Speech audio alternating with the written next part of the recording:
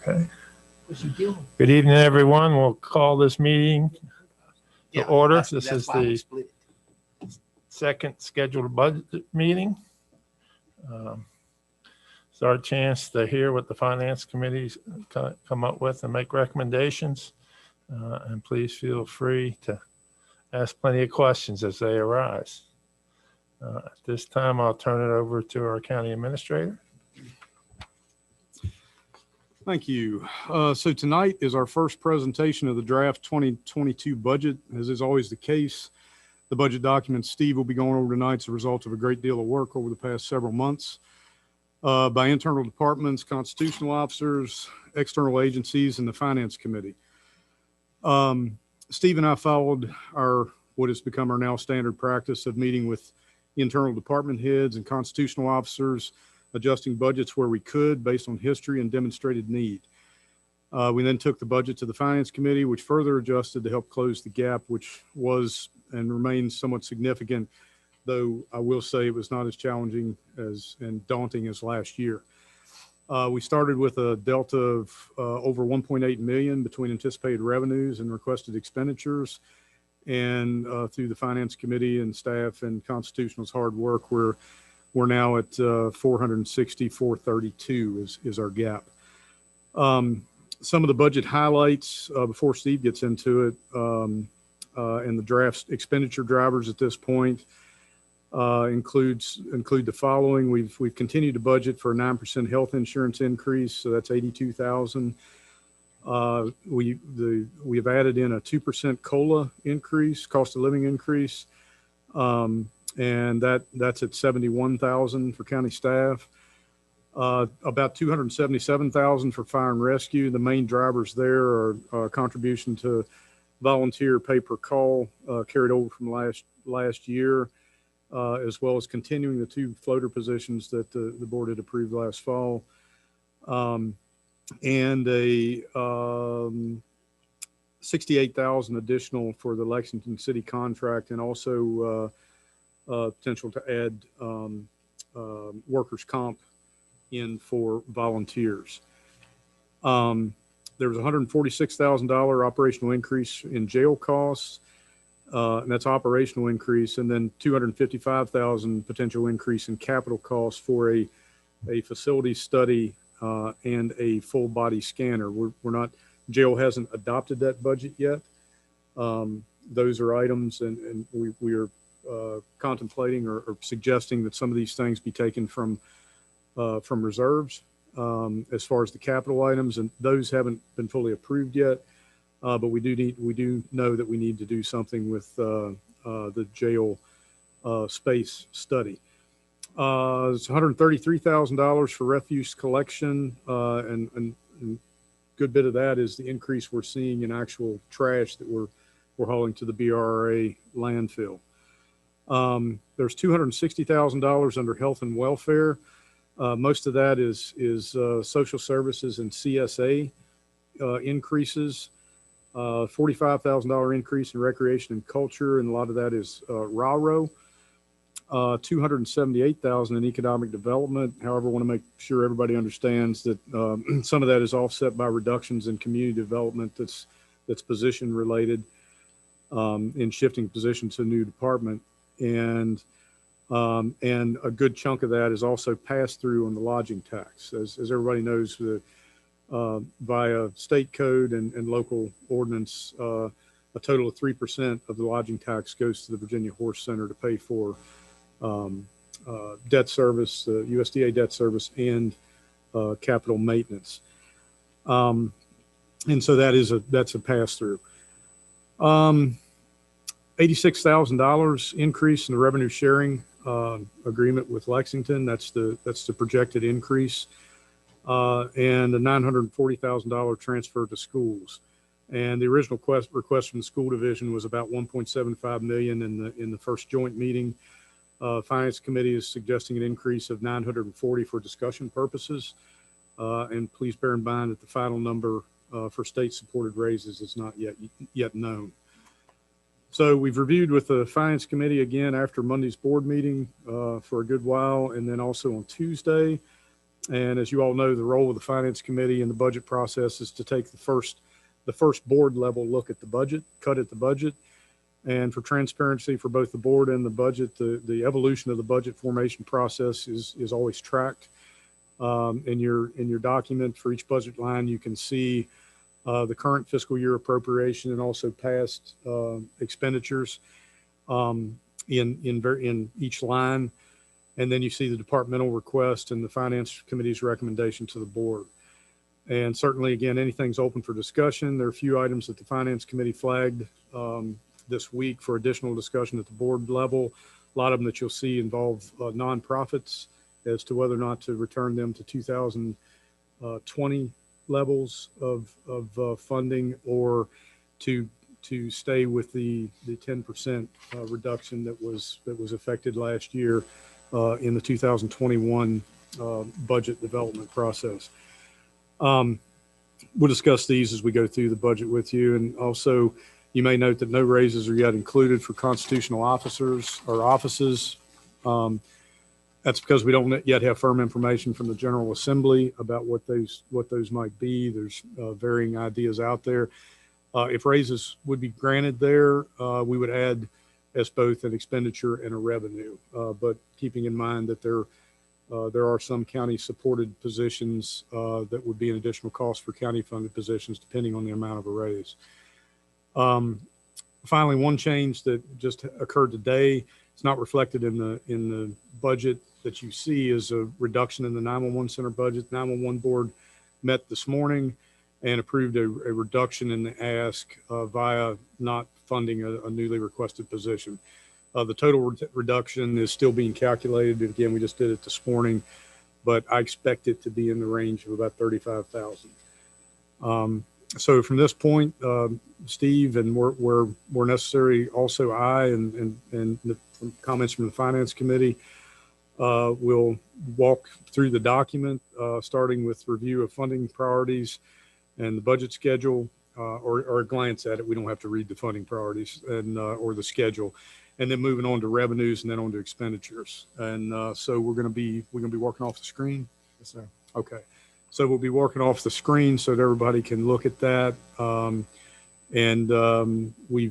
We've provided everyone with hard copies along the way. I believe Ms. Ayers is, oh, there she is. I don't think you have the latest, Ms. Ayers, but you've got the original budget, and you'll be able to see it on the screen. Well, I'm also looking at Steve's off my laptop, so. Oh, that's right. Right. Great. Mr. Suter, is there an issue with the internet? I don't think so. In this room?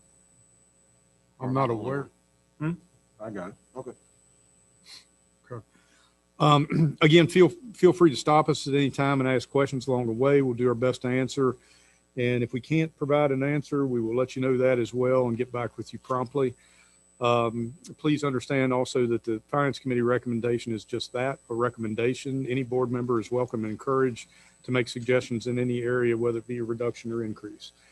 Given that, I'll go ahead and pass it over to Steve to get started, unless you have initial questions. All right. Thanks, Mr. Suter. Appreciate it. Yep. Great introduction. Mr. Chairman, members of the board, good afternoon, good evening. I'm going to go ahead and share my screen so that way I can bring up that presentation that I sent you all earlier.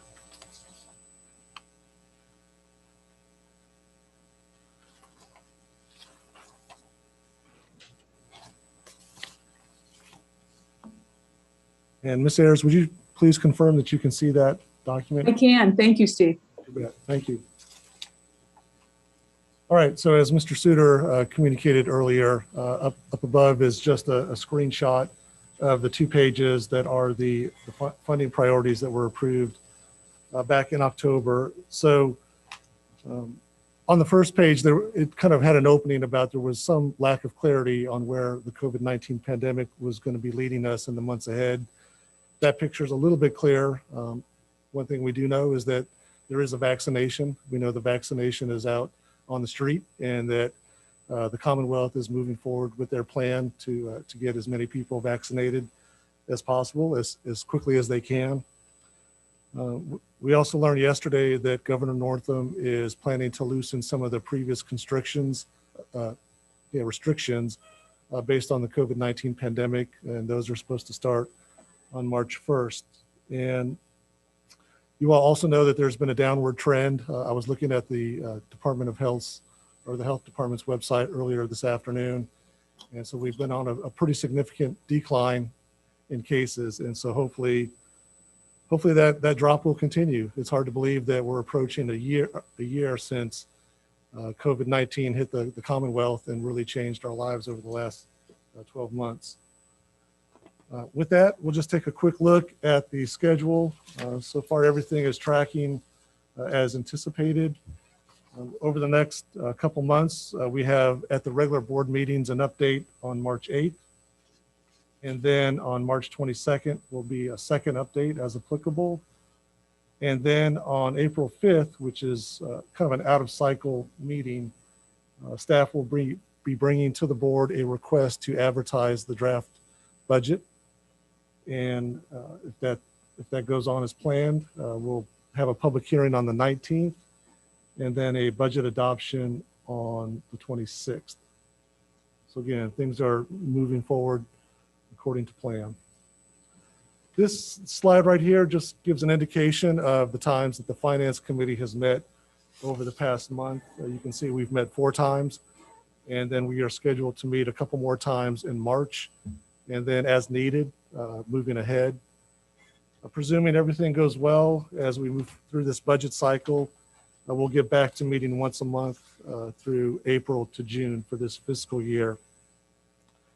So Mr. Suter communicated our initial gap when we first got requested funding expenditures and compared it to anticipated revenues. Over the last several days, we've gotten that gap down to $460,432. And I'll just recap some of the things that Mr. Suter had communicated earlier. Right now, we've got health insurance reflected at a 9% increase across departments within the general fund. And we also have a recommendation or a proposal of a 2% cost of living allowance for county employees that are also reflected across the general fund. And of course, those will have an impact on some of the benefits like FICA, retirement, group life insurance, workers' comp. Steve, I'm sorry, the 71 for the COLA, Okay, good. that includes everything, right? Right, it's an estimate connected. to include the benefits, yes. And the insurance, I know we had a presentation at our last meeting. When does a decision need to be made if we're going to switch that or not? Soon. So what was communicated from Jim Gordon with One Digital is that, I mean, we were right at the cusp of making a decision there, but what he communicated the day of the meeting is that since he shared back with Cigna and Anthem that the county was really seriously looking toward going self-funded, and he was getting back with them to see if they were going to sharpen their pencil any. And so we'll be bringing that back at the next meeting. What I was going to add, Steve, is I think pursuant to Mr. McDaniel's question, it's the some of those, that 9% insurance increase is what's currently in here. Right. That's correct. It just so you understand that there's the projected and the max liability. Max liability is closer to 15%, but and the projected was actually a little bit under. So Mr. Gordon was suggesting that we stick with the 9% to get a happy medium between the two. So we get a little closer to the max liability, especially the first year in, see how we perform. Does that sound about right? Yep, that's correct. Exactly. But that was my point, to include that in the increases. You've got to factor in that insurance health increase, which after this year we hope to not have. Correct. So one thing, if I could just add to the health insurance discussion, so that doesn't only impact the general fund. So we've got the jail personnel, they're under the local choice, Department of Social Services, the library, and the Blue Ridge Resource Authority. So all of those budgets would anticipate they should be developing their budget based on a 9% increase in health insurance, which I believe I've communicated to everybody. I may need to link back up with Dinah Clark over at the DSS. I may have missed her, but everybody else I've been in discussions with about what we anticipate for health insurance for next year.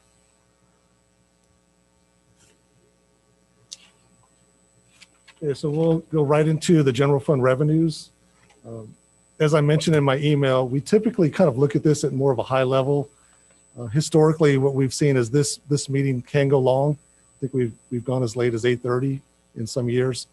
So again, we kind of just look at the revenues at a high level. And the first thing I do is just take a look at what our current rates are as far as taxes. So the tax year is based on the calendar year, not necessarily the fiscal year. And so you can see that real estate and mobile home tax rate is at 74 cents. Personal property is at 450, and then machinery and tools is at 250, 255. And those would all be at 100% of assessed values. This slide I always like to bring up. You may recall this when Robinson Farmer Cox was here back in January, giving us an update on the FY 2020 audit, the CAFR. And so basically what I like to show, I don't like to show this, but it is what it is, right? What you can see here is on this top line, this is real estate. So what I'm circling through right here is the fact that's when the general reassessment came online back in January 1st of 2017. But looking back, you can see that real estate has been fairly flat. And then from 17 going forward, it's been fairly flat. The assessed values have been growing at around 0.5% year over year. Machinery and tools, it's very similar. It did tick up a little bit higher than what has been going on the prior several years. And then you can see personal property assessed values, they have been increasing, but not at a significant level.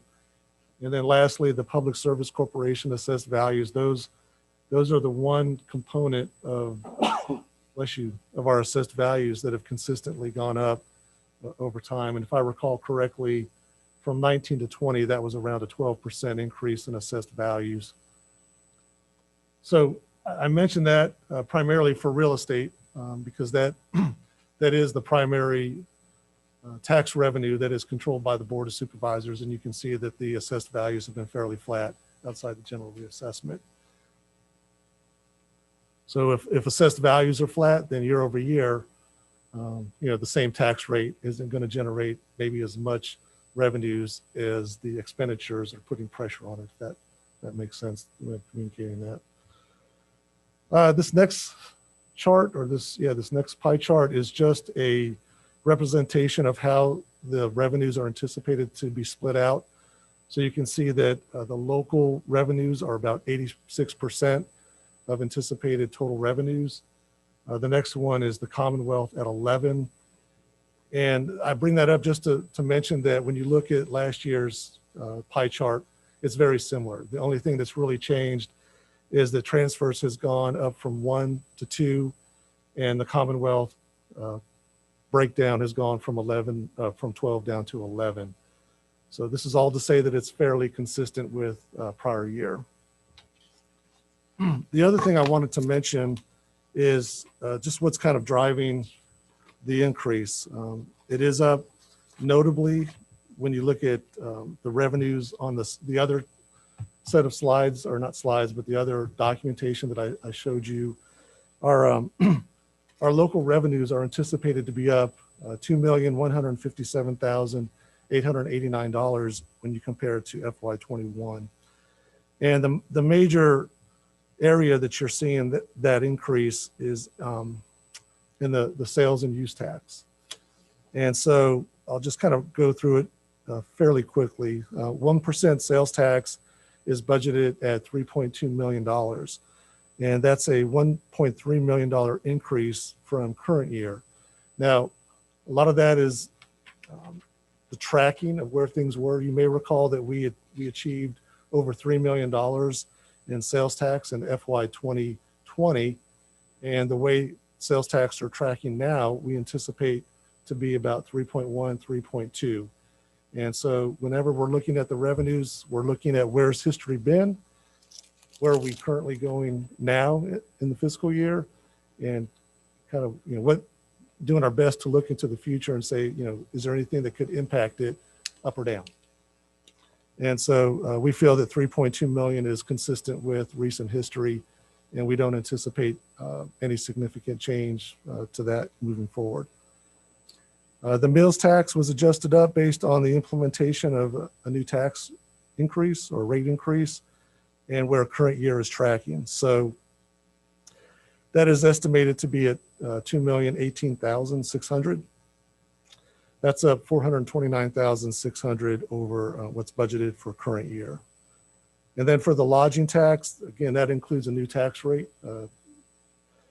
That also looks at current year. When we budgeted last year, we were basically mid-budget in March when COVID hit. And so really just kind of in the dark on how to make adjustments to revenues. And so the number that we selected was 30% on some of these revenues. And what we're seeing this year is, in particular, regardless of the new tax rate for lodging, we are seeing that we are ahead of projections in the revenue line for lodging. And so that is up $362,188. And then lastly, I'll just mention that we did an estimate for admission tax. We went back to current year. We had 1 month of revenue that came in, and obviously it was at 10%. We looked at 3% over 6 months, the second half of FY22. Took that 6 months and just estimated, 3 months being off season, 3 months being on season, and we just kind of backed into a number of 85,035. Obviously, we won't know until we actually get some history behind us of what to anticipate beyond FY22.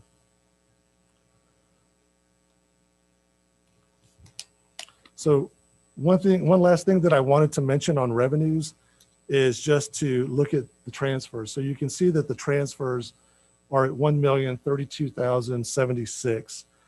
And that's a combination of the use of unassigned reserves and assigned reserves. So I'm going to explain each one as I go through it so that way you guys can have an idea. So what the Finance Committee's recommendation is for FY22 is to use unassigned reserves for the following 2 efforts.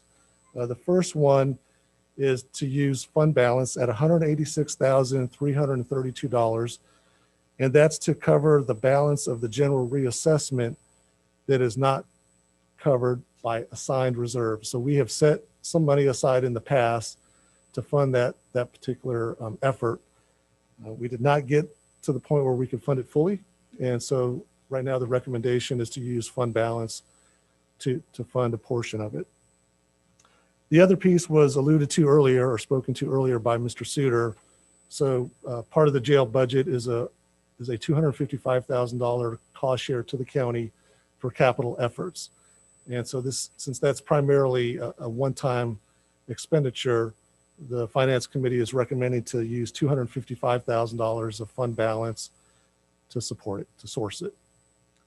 So that's the unassigned component. The assigned reserves are basically split into like 4 areas. So you've got EMS revenue recovery, and that supports $100,000 for career staff at Fairfield and Glasgow, $19,845 to pay for Quick Meds, which is the company that does the billing and collecting for the EMS revenue recovery, and then $10,000 for the annual OMD stipend, and then $100,000 to support the pay per call.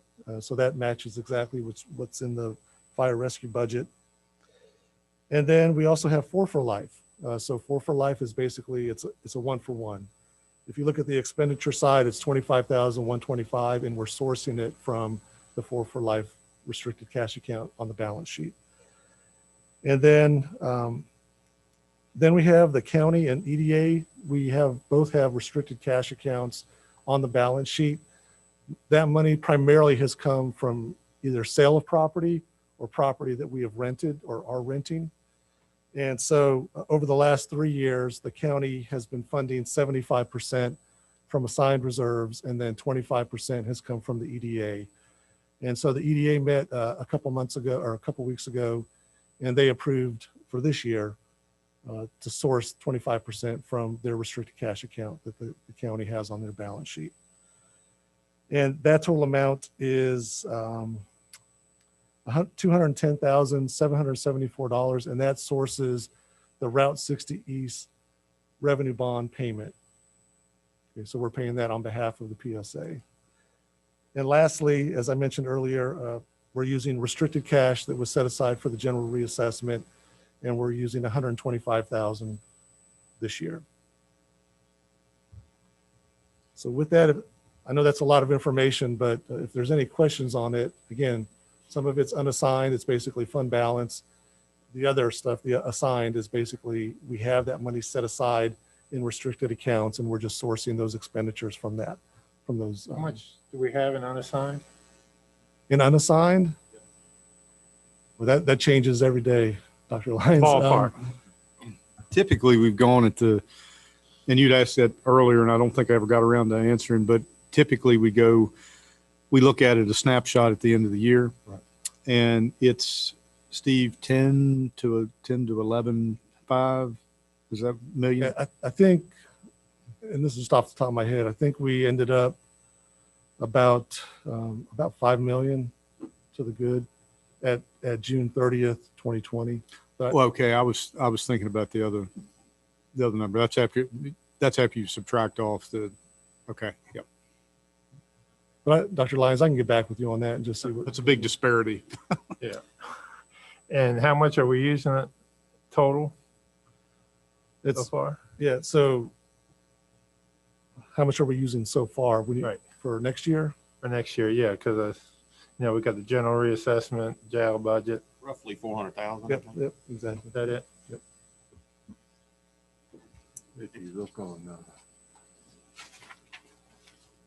page 20, I believe.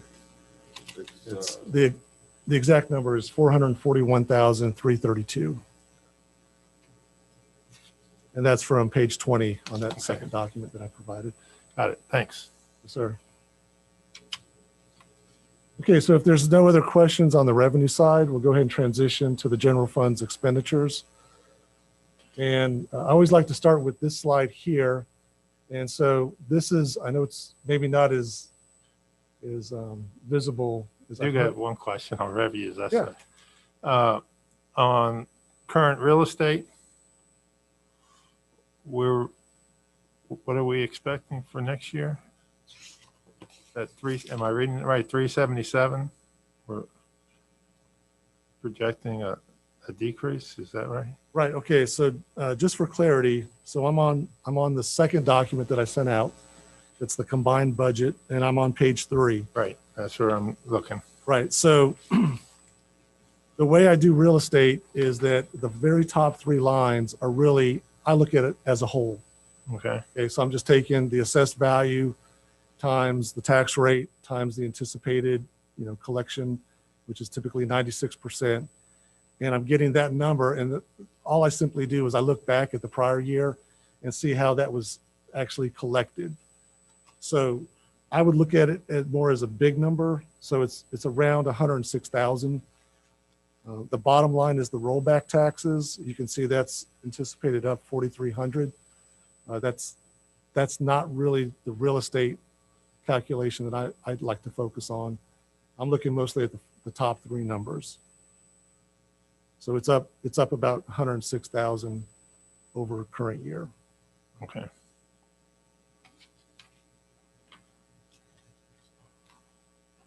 And Steve said it, and I know we all know, but just for clarity for the public, what the finance committee has looked at so far, there is no tax increase, but last year's budget, we cut revenue sources by about 30%. So even though you may see an increase to a certain revenue line, it's basically just getting back prior to COVID when we cut the 30%. Right. So No, I was just looking and I was hoping our amounts weren't going down.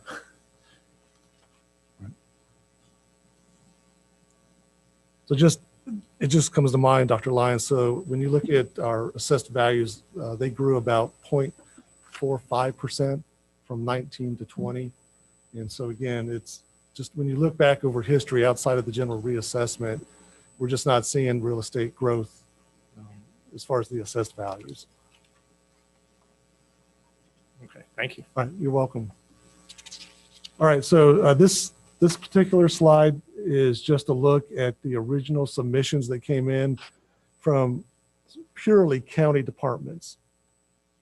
So this excludes constitutional officers, it excludes external government agencies and nonprofits. And so what I'd like to show is that when you look at the amount change from 21 to 22, right now you see that the increase is $556,822, and that's 5.7% from 21 to 22. So just a couple things to make a mental note on is that, again, we put in a 2% cost of living adjustment that impacts that. And then also the health insurance being up 9%. And really just a couple things just to kind of pull out. So if you look at fire and EMS, right, that's 289,000. And then when you look at the recycling department, that's 154,000. So those are the major contributors to this bottom line increase of 556,000. So as Mr. Suter communicated earlier, there's some factors that are contributing to those two increases. So when you take those out, the math is about a 2.75% increase from 21 to 22 from county departments. And so that's really my effort here, is just to say, I really appreciate the effort that department heads have done to kind of hold the line in their submissions to the best of their abilities. And so I don't know, for me, I think anything that's under 3% from year over year is probably kudos to them for doing that. So that's, I don't know if there's any benefit to this slide, but I certainly appreciate them and what they do. Okay, so with that, I'll just go ahead and start to drill down into the various departments. Some of these I may move pretty quickly on, again, because we know that the cost of living and the health insurance increases are contributing factors to departments. Okay, so the Board of Supervisors, it's up 3,680. Part of that is an increase in travel. And so it is anticipated that there will be some additional travel that is more in person versus, say, remotely. And so if there's no questions on that, I'm just going to move on. Next up is county administration. And so what stands out to me is just the travel, both on the 5504 and also the training and education. So those are both up. Again, we are anticipating that these conferences and kind of annual meetings that various associations provide, that those are going to be transitioning to in-person for FY22. And so that's contributing to that increase as well.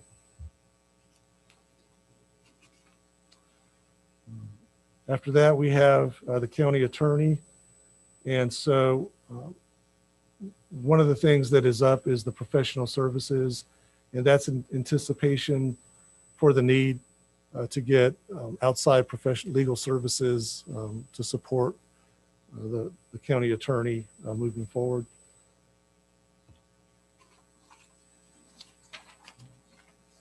Next up is the supervisor of accounts.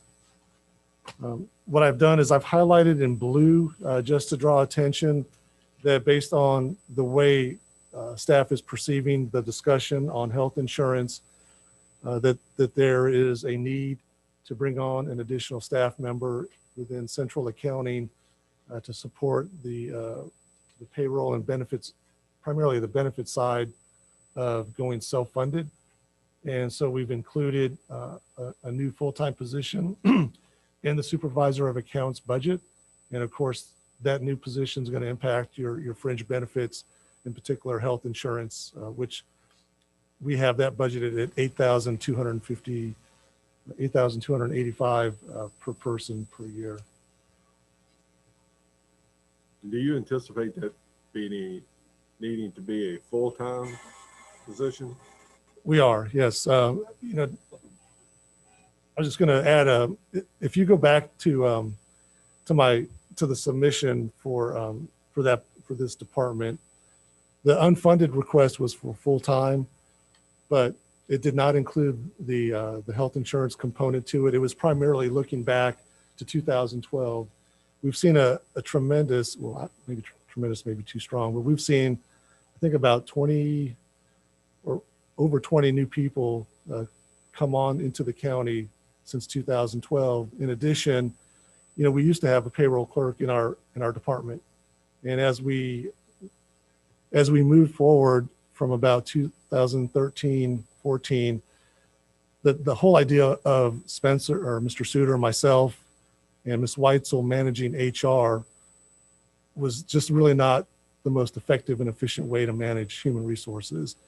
And so there was an opportunity to basically say, we'll forego our payroll clerk with a goal to bring on an HR manager to the county, which we did.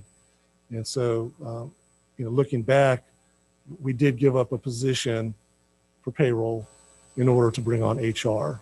And so what's happened since then, you know, I mean, fire rescue probably has over 20 people. We got RANA. We're supporting 2 people in RANA. I know Parks and Rec has a new person. I know Fleet Services has a new person. We know that the Commonwealth's attorney has 2 new people. So all I'm saying is that we've seen more people coming on payroll and just managing that workload. Having lost a payroll clerk is putting a lot of pressure on staff. And so I think I've requested part-time help over the last 2 fiscal years, and I did it this year. And so, you know, as part of the discussion on health insurance, it seems like there is support to move to a self-funded platform. And so I think from my perspective, it's reasonable to ask the board to consider funding a full-time position to support not only the increase in payroll, but also the increase in managing health insurance as a self-funded entity. And that's what I was really getting at, that part of their job duties would be payroll versus just 40 hours a week just for health insurance. Yes, the health insurance piece is sort of the tipping point for the department to finally say, we got to have some more help around here. Yeah, and I think it's good that we're able to get one job that can serve multiple purposes. I'll also add too, we're kind of thin there in the knowledge base, and the more we can have some sharing of knowledge, the better off we are when someone has long-term illness or they retire, that type of thing. We don't find ourselves up against the wall. Sharing knowledge.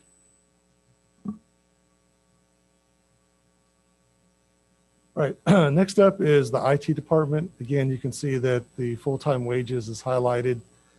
I know myself and Mr. Suter have been in discussions about, I'm assuming Mr. Yanyich is listening, but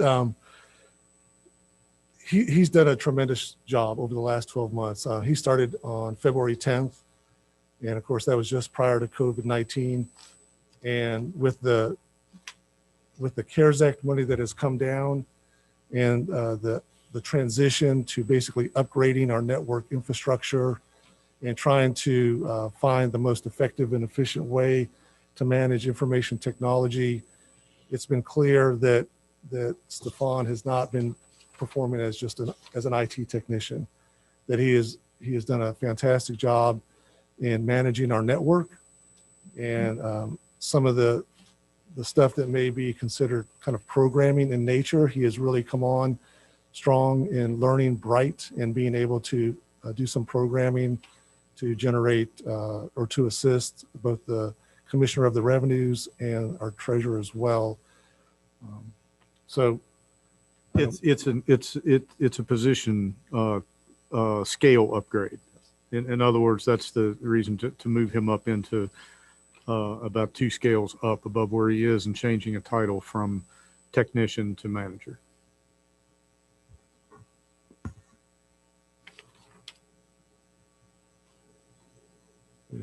No questions there. We'll move to human resources. And the primary driver there that's outside of the control of Ms. Hoke is the contracted services. So you can see that's up 6,500, and that's based on the contract. So in the contract, there would be an increase into their compensation for assisting us in transitioning to a self-funded platform for health insurance. And so that is what's contributing. You know, we took a presumption that that's the direction that the board is going. So we went ahead and plugged that in there. Certainly, if that's not the direction, then that would come out. The reassessment. So this is year one of a 2-year effort. And so, as I mentioned earlier, we've got it's sourced from both unassigned and assigned reserves for FY 2022. And I guess I should mention that that RFP went out on the street, I believe, last week, and proposals are due March 12th to the county. And so I know we've got, I think I've been contacted by 3 firms that have showed interest in submitting a proposal for this. Yeah, I just think it's important to note there that the Finance Committee did talk about that because it was initially in as a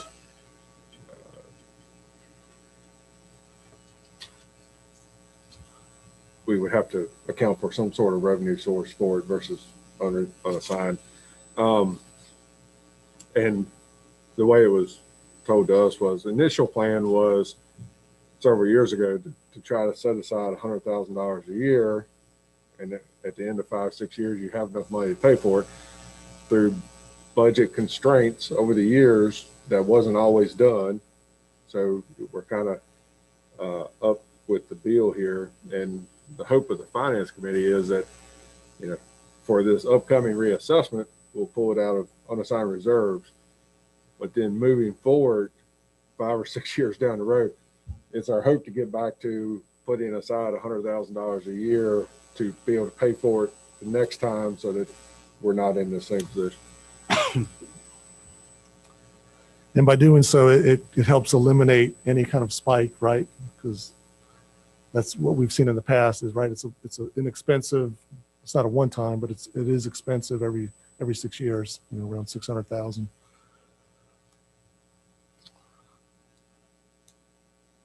All right, land use taxation, no change there as far as the postage. I really don't have any comments on the Commissioner of the Revenue. You can see it's only up 0.86%. After that, we have Ms. Travato. And so one thing to highlight is she is requesting a part-time staff member at $13,800. And part of the driver there is that every year when the constitutional officers submit their budget to the comp board, they have to do a workload study.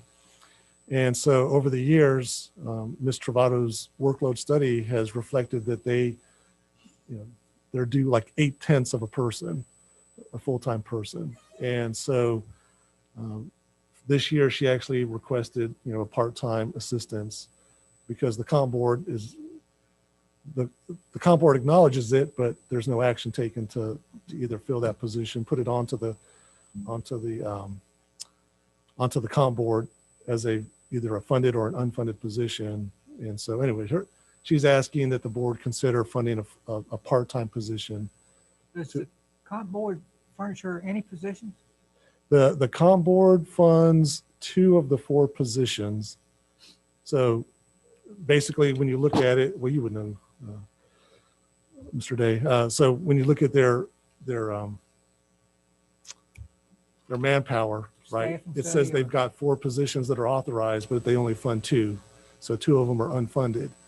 And the other kicker is that those 2 positions that are funded, they're probably funded at 50 to 70% of what they're actually approved budget on the comp board. And the same is for the common Commissioner of the Revenue. So I believe his is exactly the same. They've got 4 positions on the comp board, 2 are not funded at all. And then the 2 that are, again, about 50, 70% funded by the state. All right, next up is my budget. I did ask for an increase in our contracted services. So we're working on it actually for this fiscal year.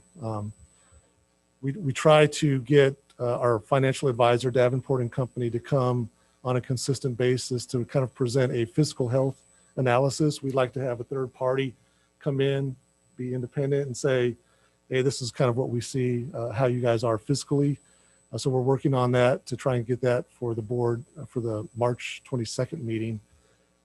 Typically that service is around 15,000. You can see for current year, it's budgeted at 9,800. I've already been in talks to them. I mean, when they did the task order, it was not to exceed 15,000. And I did communicate to them that, you know, this was a COVID-19 budget. And so what I need you to do is to do your best to come in at 10,000.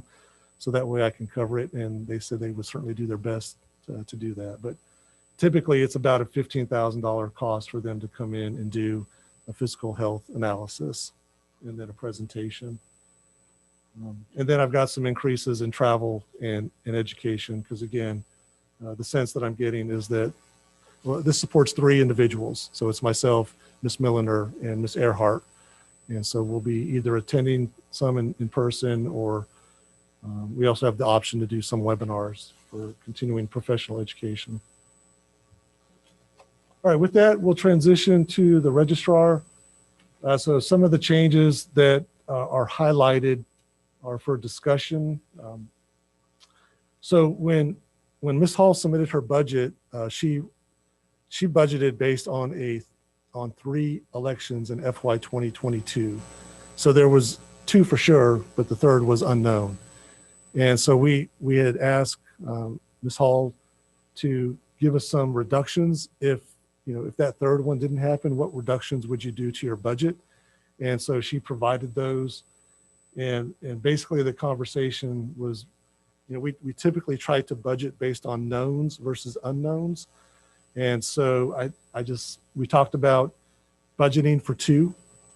And so everything that's highlighted, at least below the line that you see, well, yeah, some of it is up above. So we basically did those reductions based on just doing 2 elections in FY 22, with the understanding that if there is a third one, that we would come back to the board and ask for the funding for that. And that amount was around $21,500. So I think the question is the board comfortable with funding at 2 elections that are known, not budgeting for a third that is unknown? And then if it does come to pass that we need a third one, that the board is okay coming back for an additional $21,500.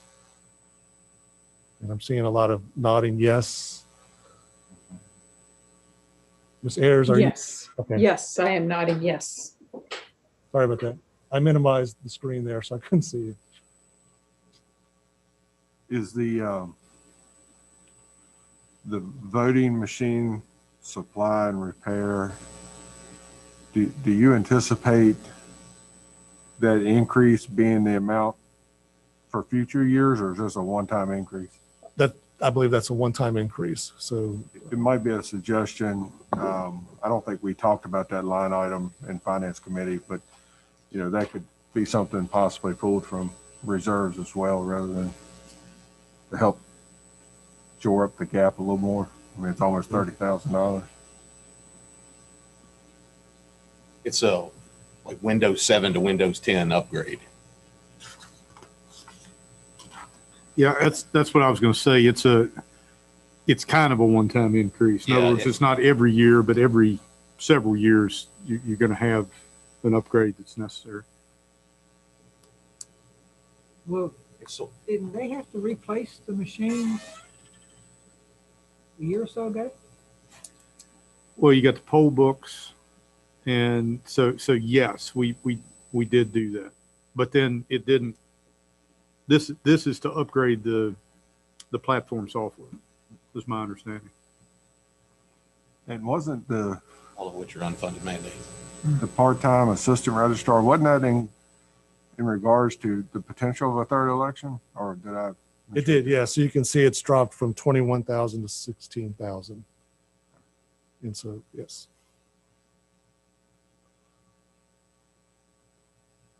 But going back to the 2 election requests, they still need that 16,000 increase, I believe. Yes, and so that was part of assisting with like the absentee ballot. I mean, it's the in-person absentee ballot. Okay. All right. So what I'm picking up is to evaluate. So the finance committee will circle back and discuss this. So one of the things that we'll look at, like Mr. Daniel said, is maybe funding that one-time cost with reserves. And that was about, looks like it's 19,000.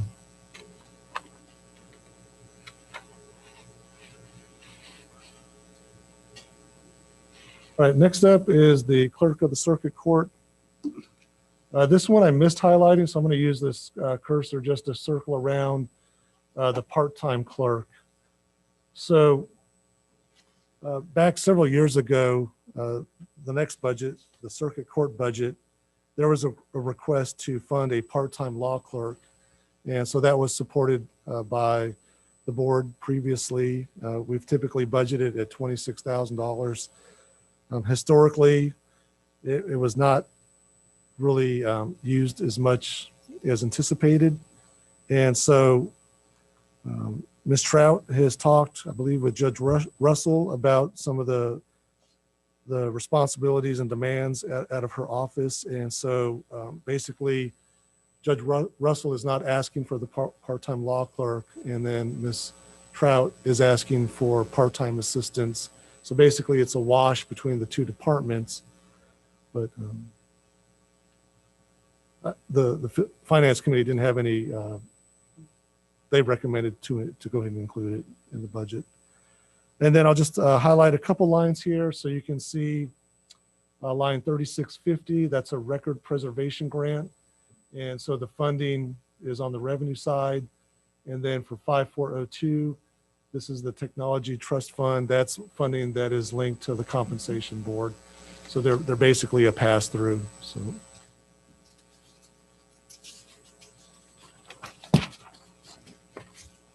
Okay, circuit court.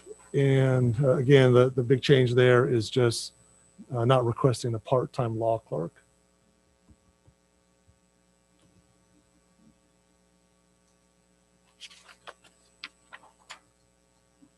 Next up is the General District Court. You'll see that the top line is highlighted in orange. And so the submission was for $16,500 in supplement funding from the county for their staff. So their staff are state employees. They're paid by the state. But there are a couple localities in our region that do provide a supplement to the clerks. And so what came out of the finance committee was the recommendation not to fund the supplement, both here and, as you can see down below, for J&D as well. I don't know if the finance committee members want to expand on that recommendation or not. It's one of many things we tried to cut, narrow the gap. Okay, so on the next one, 21035 J&D, so it's up 5487. You can see that there is a one-time cost for office furniture. They need to replace some furniture and some filing cabinets. I think back to Mr. McDaniel. So that was something that we did not discuss. I mean, it's a one-time cost. We may want to circle back on that and see about funding that from fund balance. Okay, next up is courthouse security. That one is down. They've had some personnel changes. You'll see that when we get underneath next to the sheriff's department, the site assessment, they basically had someone move from courthouse security over into the assessment site. That individual has a higher salary, so this has kind of gone down. But you'll see that the other one's gone up. And when I get there, I'll just mention that that is a grant-funded project or program. Okay, next up is the Commonwealth's attorney. Really, the main change there is the health insurance. They do have some IT equipment that they want to purchase that has not been funded previously, at least this FY21. All right, next up is victim witness. Really no change there outside of the health insurance. And then we did program 2% cost of living. So this goes back, I would say probably to 2013 or 14. There was a discussion about rental assistance and the victim witness coordinator that they kind of were, they're not COM board, they're not county employees. And so there was a decision made several years ago that we would fund those positions based, if there was an increase to county employees compensation, we would apply that to victim witness and the rental assistance manager. I think Ms. Wood didn't have a pay increase, I think, for 7 years in a row. All right, next up is public safety. It's on 2 pages. So I will go down to the second page. You can see that the increase, though it's up 39,000, it's really only up 1.43%. And again, they've got quite a number of people in the sheriff's office. So having a 9% increase in health insurance is certainly going to impact that budget. All right, next up is the assessment site grant. Again, this is a dollar for dollar grant program. And so you'll see the same exact amount on the revenue side as far as funding that's coming in. And you'll see that it is up 10,029. Again, they've had some position changes where folks are making, that have moved into that program are making more money than those that were in there previously. All right, next up is fire rescue. I simply highlighted the full-time wages just to focus on the fact that we do have 2 positions that were brought on in FY21 that were not in the 21 budget. Let's see, I did not highlight it, but well, maybe it's on the second page. Yep. All right, so there's a couple things I wanted to point out. So the performance-based funding historically has been in 2 budget lines. So it's been in 5623, and it's also been down in 5723. And so Chief Ramsey had asked that just for management purposes, just to include it into a single line. And so that's what we did. And so the request was for 168,000, and that was the Joint Fire Rescue Committee, or not committee, organization was requesting like a 20% increase in performance-based funding. And so the Finance Committee is recommending not to go forward on that request, but to level fund with FY21. And then So the performance-based funding, is that like a per call that they get, or what is that used for? it's a pot of money. Did you want to go in? I can, or you Yeah, can. go ahead. Okay, so some years back, the board approved performance-based funding for the department. So they start every year with an amount that they could earn in the last quarter. Okay. From that point forward, for each call that they miss, the performance base that they would get in their last quarter allotment goes down. And it's different depending, it's a sliding scale depending on whether you're South River or Walker's Creek, say, that don't have the same amount, or they don't have the same amount tied to each call, because South River runs a lot more calls. Thanks, Mr. Sewer. All right, so with that, I'll just go down to. I'm sorry, Mr. Bolster, can I elaborate, or not elaborate? Can I ask a few more questions on that? Absolutely. So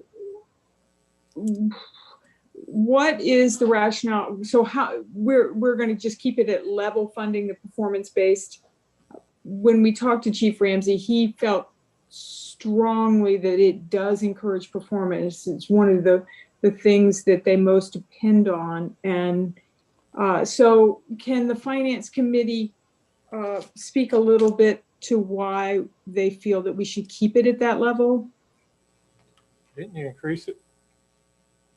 Well, I think that's the paper call to the individuals. This is to the departments, correct, Spencer? That's correct. Yeah, I thought it was. I don't have an answer for that because I thought when we discussed it that it was Chief Ramsey was not necessarily in favor. Okay, maybe I'm confusing the different performance funding. actually, no, I don't think you are. I would like to, if it's the board's pleasure, to get clarification on that, because I believe that was something that Chief Ramsey wanted to prioritize and maybe share back with the Finance Committee as well. I don't know if Mr. Day has any insight on that, because as well from your discussions with Chief. And which line are we looking at? We're looking at line 5622. Well, 5623 is the one that's, Yes. Orange, highlighted orange. Right, and that's up 40,000. But well, they took away 40,000 in 5723, and basically one was fire department, one was rescue squad, and they're just combining it into one line. Okay. So it would have been 140 what was paid or what was scheduled for this current budget. They were requesting an additional $28,000, Got it. and we reduced that out. Through yet another type of program. I think some of that had to do with their projection of the increased number of calls that they thought was going to. but I, would like to get clarification from him.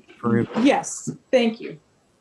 There's a couple other items when looking at this. I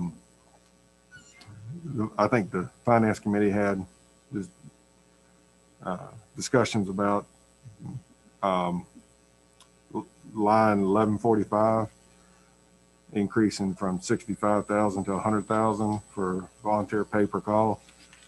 Last year, I believe we moved it from $7.50 to $10. Yeah. Basically hazard pay, during the COVID and all. And I know at the time we talked about that possibly being permanent. I understood that that's what we voted on. I was thinking that we did make that permanent. Well, I mean, it's permanent till another vote takes place.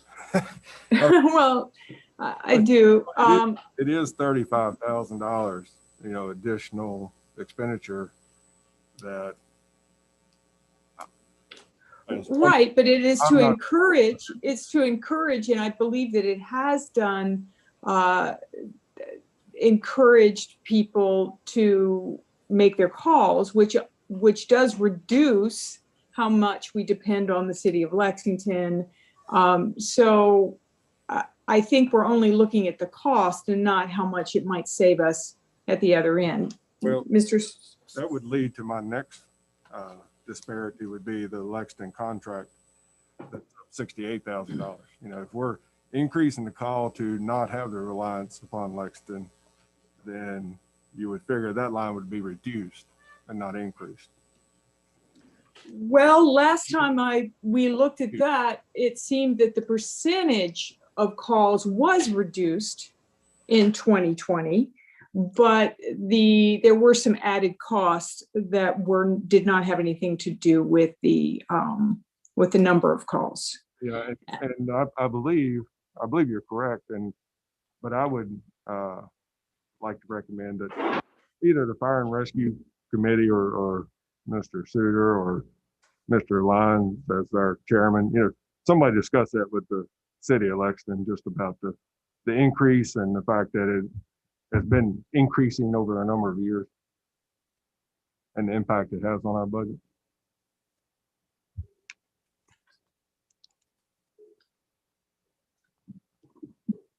Are you talking to me, Mr. McDaniel? Are you requesting that of me or I'm Mr. just Suter? I'm just making it to the board that somebody bring it up and discuss it. If we're going to discuss that, I think that, the committee work is the best place to handle that. Okay.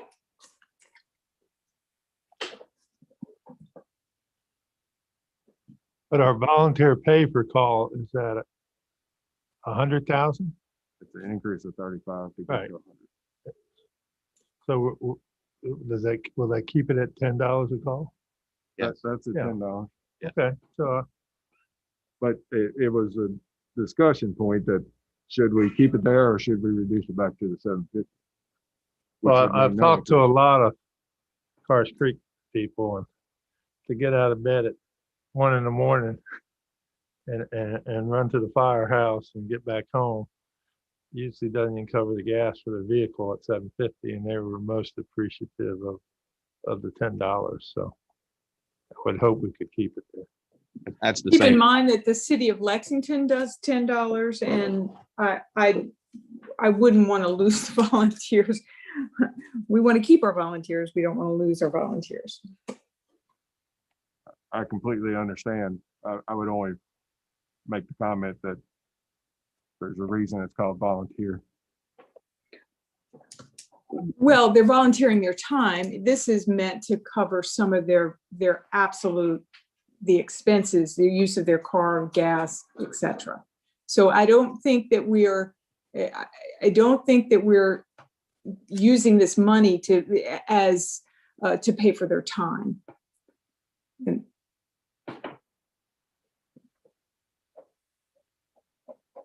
The performance-based funding increase of 20% was from the anticipated trends of previous years. Anticipating increase in cost. Is that the 28,000 you're talking about?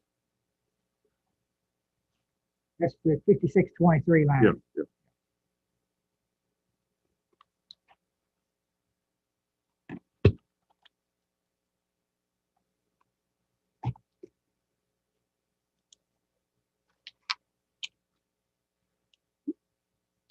So I would be happy to get with Fire and Rescue Committee and Chief Ramsey to clarify that on that $28,000 potential increase that's not in there now. Yeah, I'd just make sure that we know what his request is, and I'm sure he has the proper rationale behind it.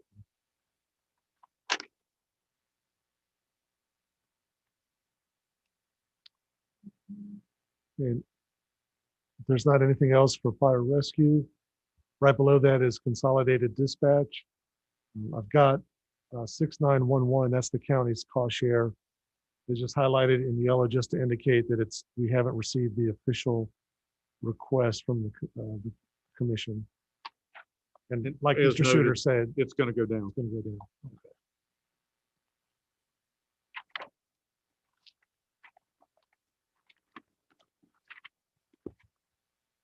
All right, next up is the county's cost share for both jail operations and a capital effort. You can see that the ops is up 146,000 as was communicated at the start, and then the 255 for the capital projects that were also discussed earlier.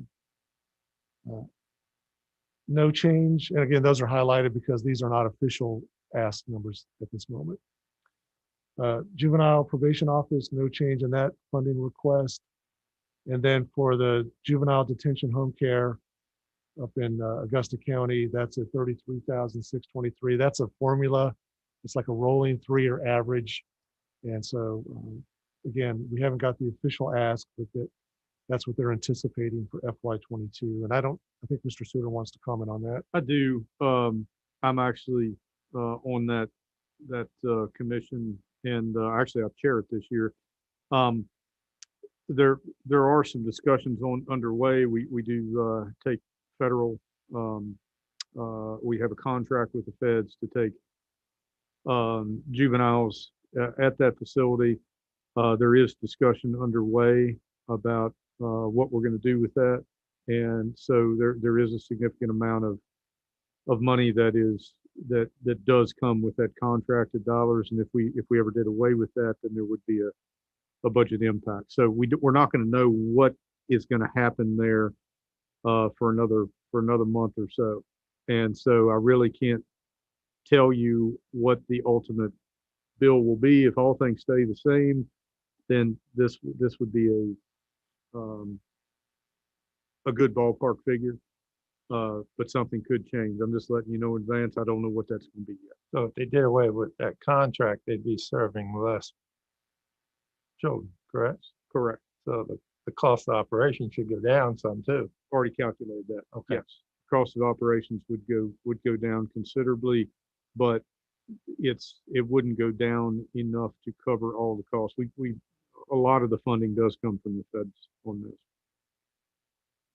And that's talking about, staff, the whole Right. across the board. Just too early to tell.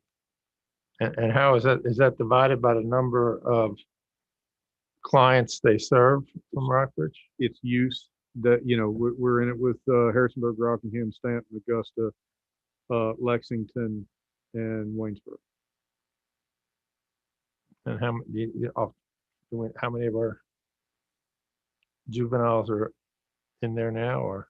It varies day to day. Right now, I don't think we have anyone. I can't be sure about that, but they just do guest days on a monthly basis. They say how many guests they've had from each locality on a monthly basis, and we also provide bed space for example, contract with Buena Vista or Bath or Highland. I believe Bath and Highland in it. And we probably pay a little more for a juvenile than we do an adult. It's a pretty fair service up there. Yeah, they take good care of it. As far as the ratio of staff to guests is much higher than it is.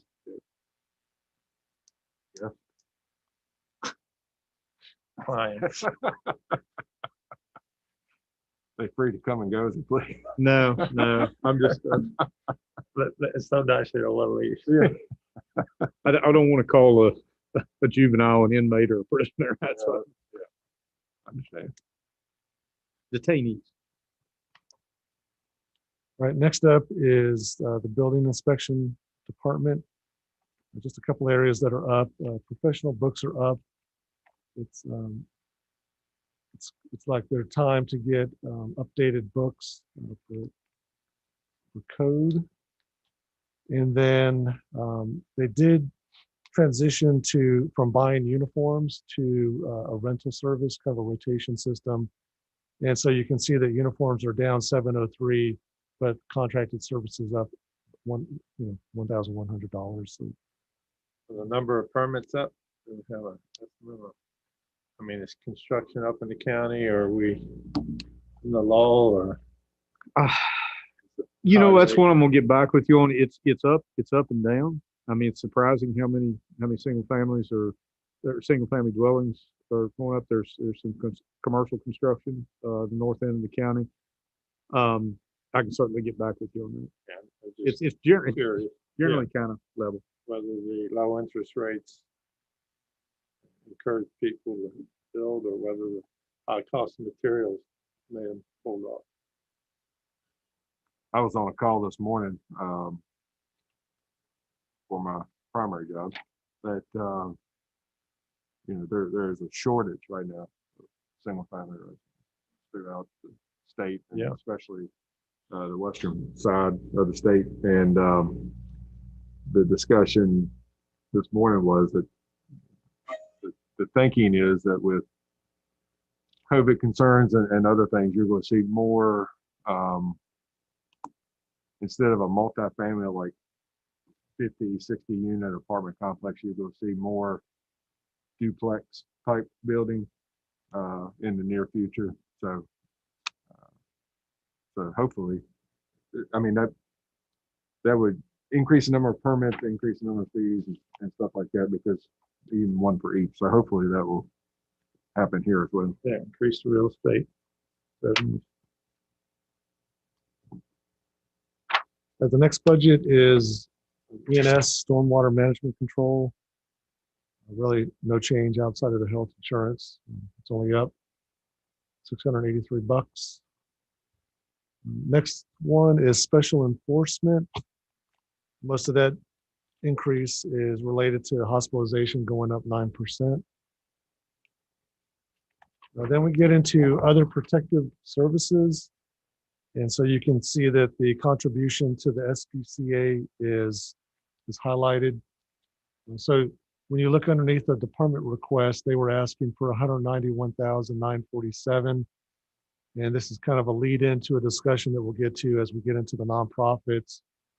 We couldn't come to a consensus as far as the finance committee to what level the board should consider funding agencies like the SPCA, the library, and the nonprofits. So what is reflected here, the 188,425 is consistent with the FY 2020 level of 188,425. So you can see for 21, the request went down to 185. And so now it's going up to 191. So this was requested to come before the full board to discuss, we're trying to get to a balanced budget. And so one of the first things we look at is what's gone up, what new requests have come in, and how are we supposed to source that? Yeah, Steve, if you'd like, I'll speak to that. As we get into the nonprofits, Mr. Lewis and myself, we had lots of discussions on this, and we couldn't come to a consensus, as Steve said. My recommendation would be that we keep the nonprofits at the 2020 level.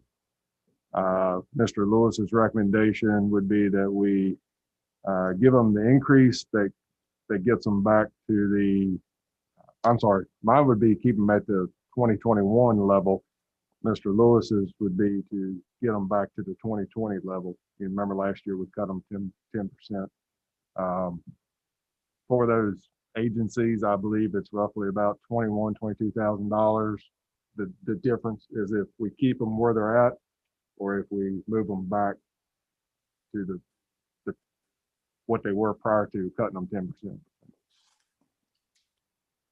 Mile. Are you taking feedback?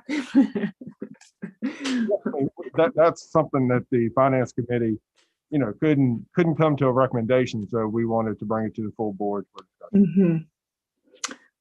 Oh, well, my preference is to go back to the 2020, but I'll be out there saying that, of course, I represent, or my day job is with the nonprofit. So there is that. But given what the nonprofits went through during COVID, I think that putting it the 2021 is an acknowledgement of not only what they've gone through, but what they've done for our community. That is just during this time, and especially if you look at RARA and some of the ones. So it's my preference. Of course, I'm only one of five that we would go back to the 2020 funding. And I see the SPCA is at that, correct? You're funding them at the 2020, but they're not truly, they are a nonprofit, but they're one of our agencies, so to speak, correct? They fulfill. Contracted. Yes. So did they, I guess I need to look in, what was, they probably experienced quite a bit of added cost because of COVID. I don't know whether they were eligible for any COVID relief money, but if they weren't, and because the cleaning and they probably could not, I'm not sure how many people can come in, and certainly they couldn't have their volunteers coming in. So from my point of view, if they did experience quite a bit of COVID related costs, I think they do a great job of holding costs down.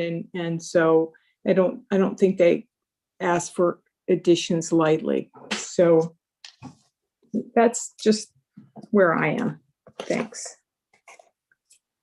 And I would point out, the Fair Board, they volunteered and gave money back last year because they knew, as soon as they knew, they canceled the fair.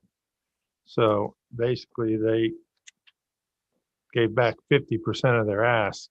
And so this year they are going to have a fair. It's going to be in Glasgow. And I think it'll be good for the community people to have a chance to get out. And if you fund 2020 or 2021, I think it would be unfair to fund them at 2021 and give them half of what they had been going. Yeah, and we talked about, instead of, if you look on page 57, I believe, is where the fair board is at. And again, the request was the 25. And we did acknowledge that, because I think they gave back half of it, so Right. it's only 12.5.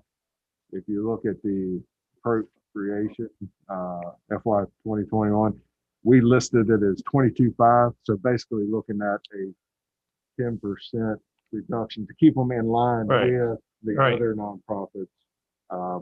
Just for, we felt that would be fair. If we were going to keep everybody at 2021 level, then the fair, instead of 25,000, would be 22,500. But it wouldn't be 12.5. Wouldn't be 12. Right. That's all I wanted to throw out there.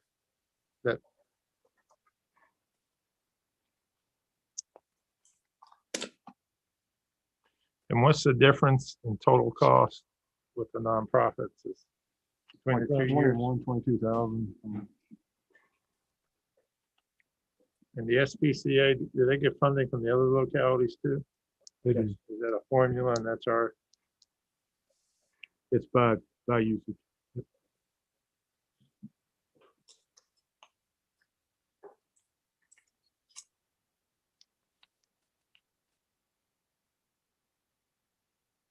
Now, we contract with the SPCA to also be the town.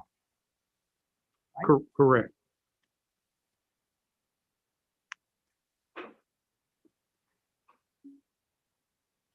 And was there any justification for why they? There is. So part of their increase is the increase in minimum wage that they're anticipating. And then also they indicated that their health insurance was going up 11%. They're not under our plan. They're not, no, sir.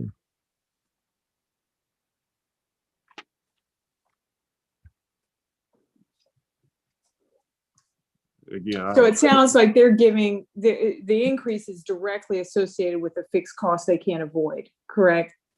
Mr. Bolster? I don't know how they manage their health insurance. I could certainly get with Tara and ask. I don't know what flexibility they may have, but certainly 11% is a significant increase in health insurance. And they're assuming minimum wage is going to go up. Right. So it's a $9.50 in May.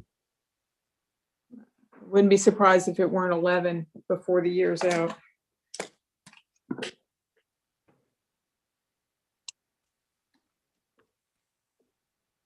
again, I don't think we need a vote or anything like that, but would like to have some perspective from, just like Ms. Ayers gave her perspective to go back to the 2020 level, how you two feel about it, and so that when the finance committee meets next time, we'll have some direction.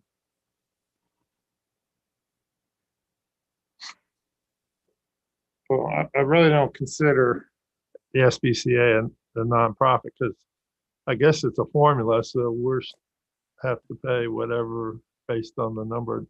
Yeah, we've got a contract, and I Right. think it would have to be something negotiated with all the Right. member localities. So I'd hate to say, oh yeah, let's give them what they ask, and then University of Lexington says no, or if we say, no, and the other two localities say yes, we're kind of, I was talking more in general about Right. all nonprofits. Right. The 21, 22,000, how you Right. feel about that?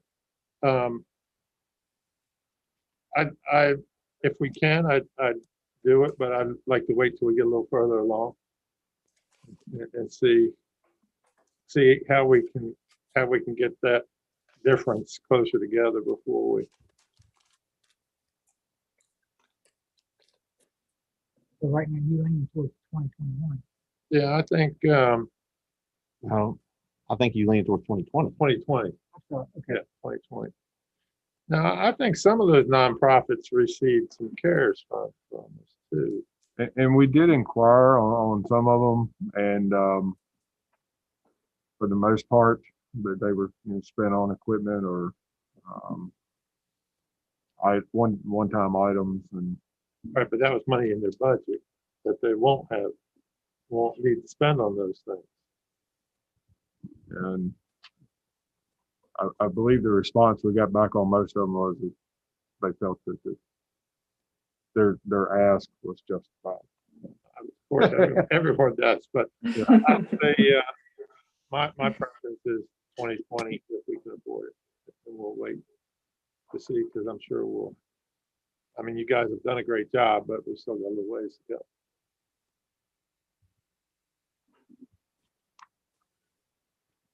So, Mr. Suter, would you say it's fair that we reach out to the other localities and see what they're looking? I'm doing that as we Okay. speak. Okay. Stop typing an email.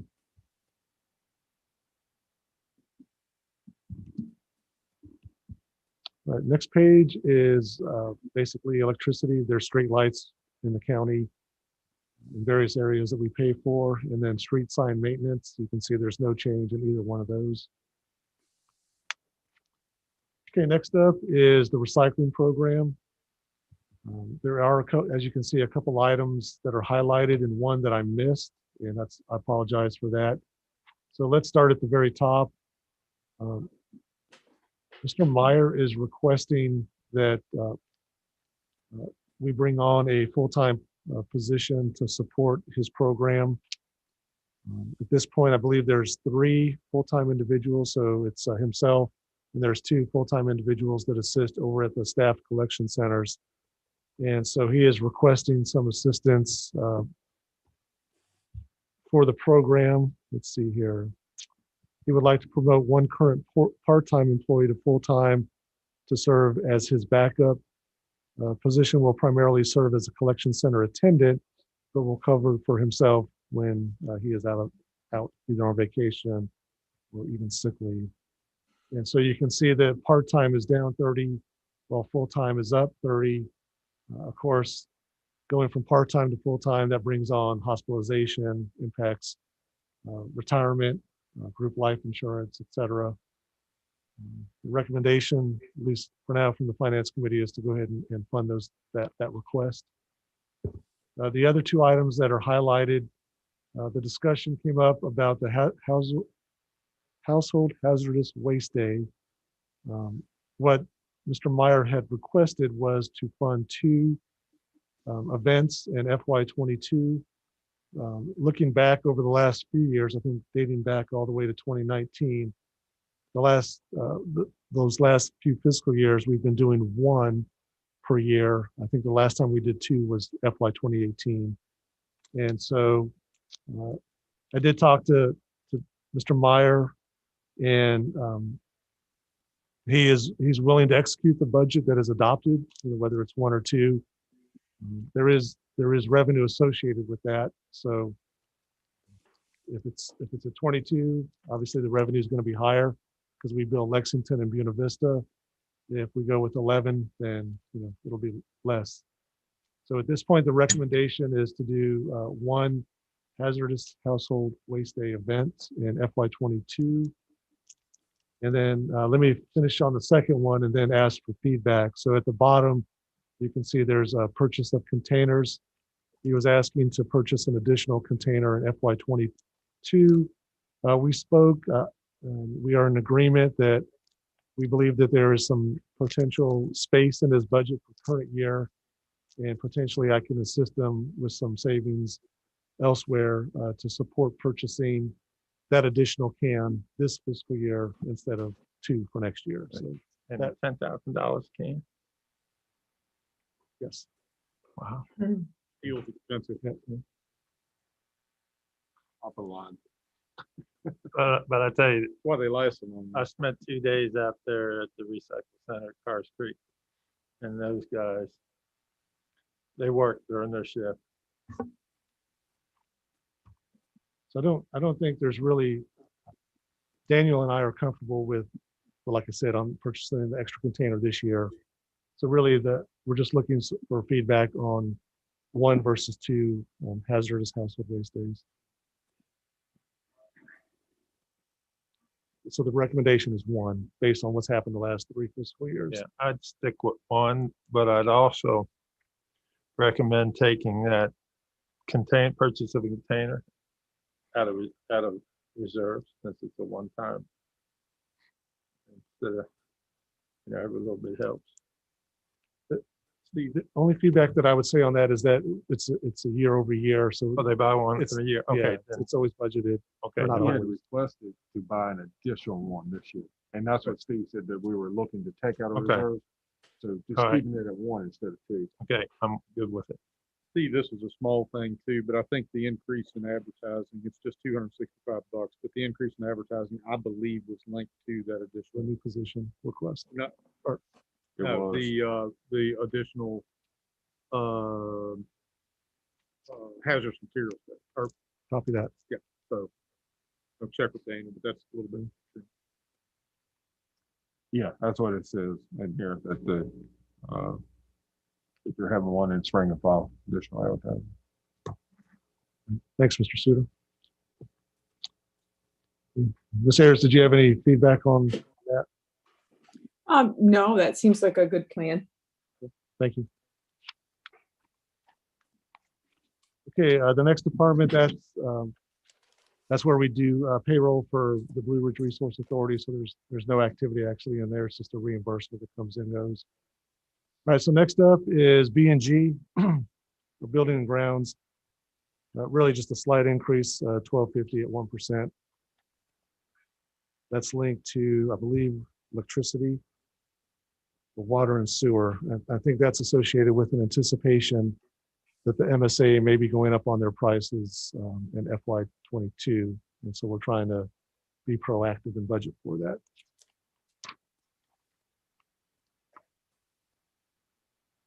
Okay, the next budget is combined courthouse. It's down 2687, despite the increase in health insurance. Rockbridge Middle property. Basically what we do is we anticipate an increase on actual insurance. So you can see that, it's not up much. Percentage wise, it's up 4%, but it's only up $244. Most of that is linked to the increase in insurance at about 5%. And now we get into fleet services. It's up 7,744. It's up less than 1%.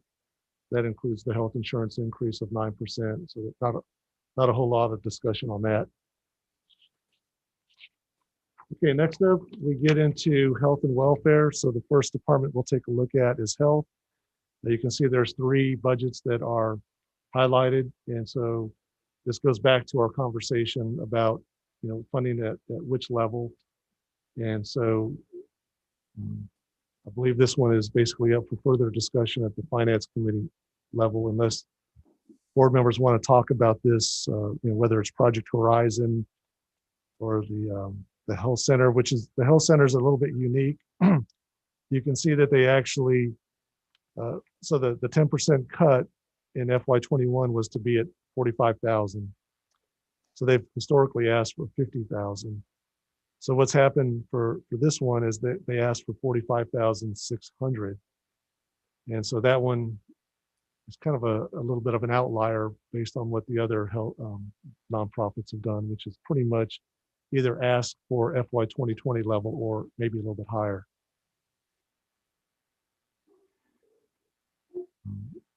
You can see that RATS, they're one of the organizations that actually asked for more.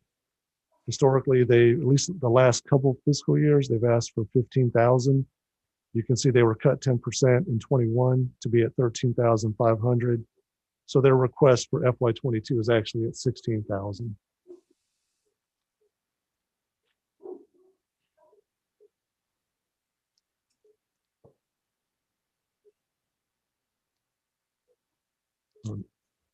Is there any discussion at the board level, at least, to expand on what was discussed earlier with SPCA?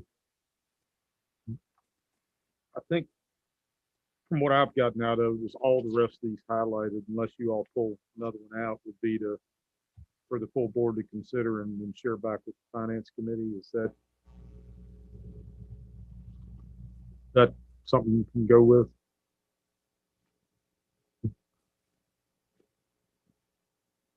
I just don't want to, waste your all's time looking at each one of these as we go down through, unless you want to look at them.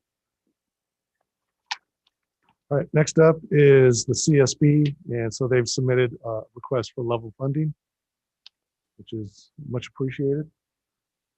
All right, next page is welfare. And so Mr. Suter talked about DSS and CSA. You can see that the county's cost share for DSS is up 151,000, and then the CSA is up 99,200.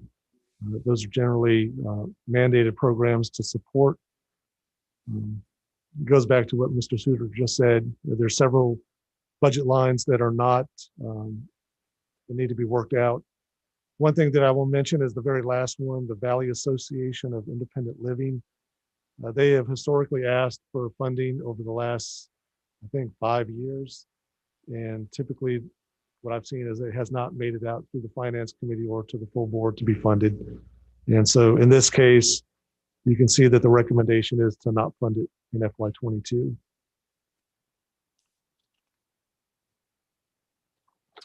Can I ask a question about the Blue Ridge Legal Service?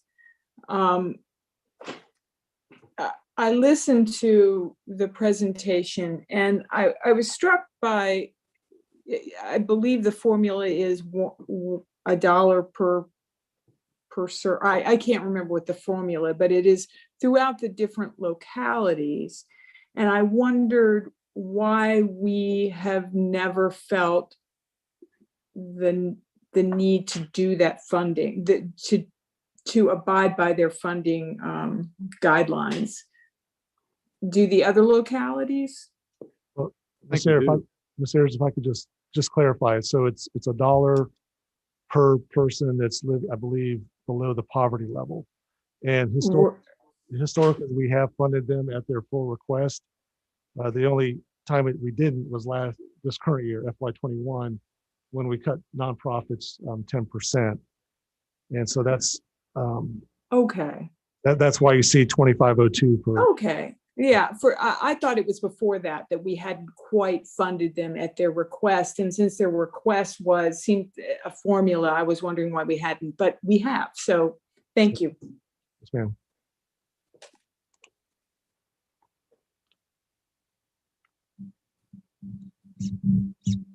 Okay.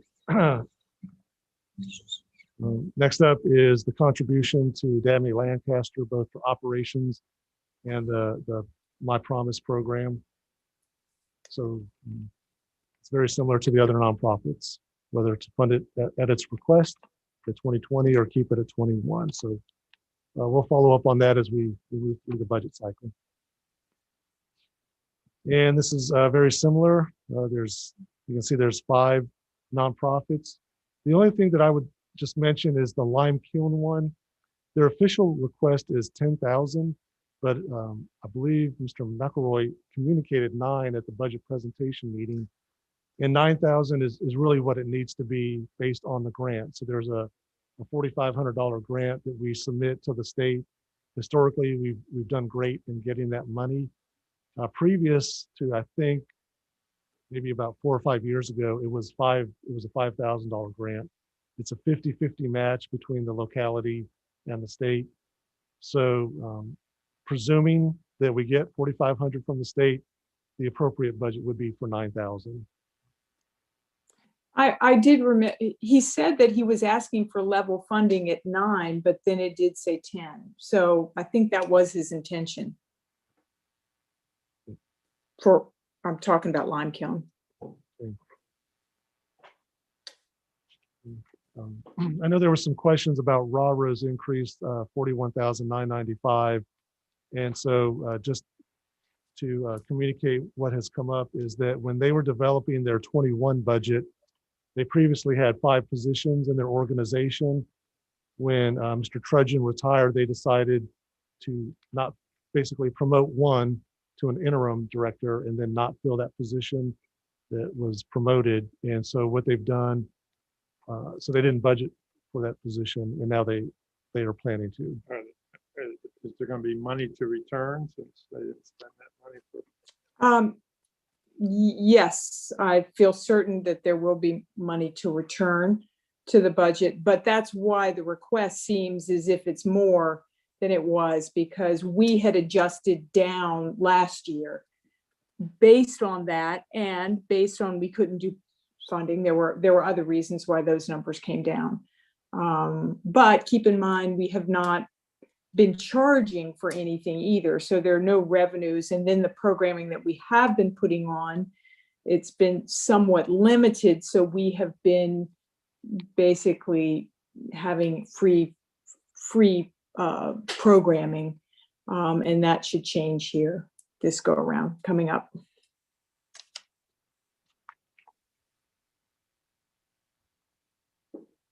Okay, so next up is the Parks and Rec department. It's up 29,000, and really the two, the 3 areas are part-time is up 21, and health insurance is up, and then obviously with wages being higher for part-time, that's impacting FICA.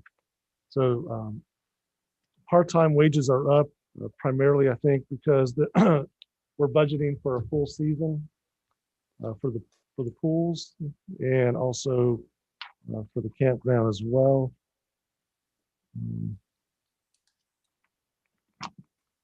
What is also potentially impacting that is the minimum wage that we talked about earlier going up.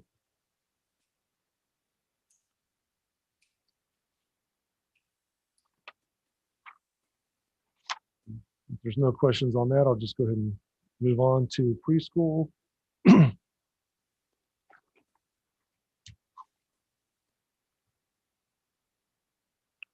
All right, so preschool is up. Part of it has to do with personnel. The other part has to do with materials and supplies. And basically, part of this was my error in developing the 21 budget. I had made a mistake in doing some data entry, got the lines kind of mixed up, because you can see in 5404 and FY20, they spent 3547, but yet this year's budget is only, there was 0 in the budget, and then we appropriated 1696 to fund actual expenditures. That's really more of it. That's my bad. So the materials and supplies, it's up 3,400. That's only because of my error in 21's budget development. And the personnel, when he said personnel, that's just the 2%. Right, in hospitalization. All right, next up is the regional library. And so this is similar to the SPCA. What you see in the Finance Committee recommendation is a budget at 581,070. So that's operation or level with current year.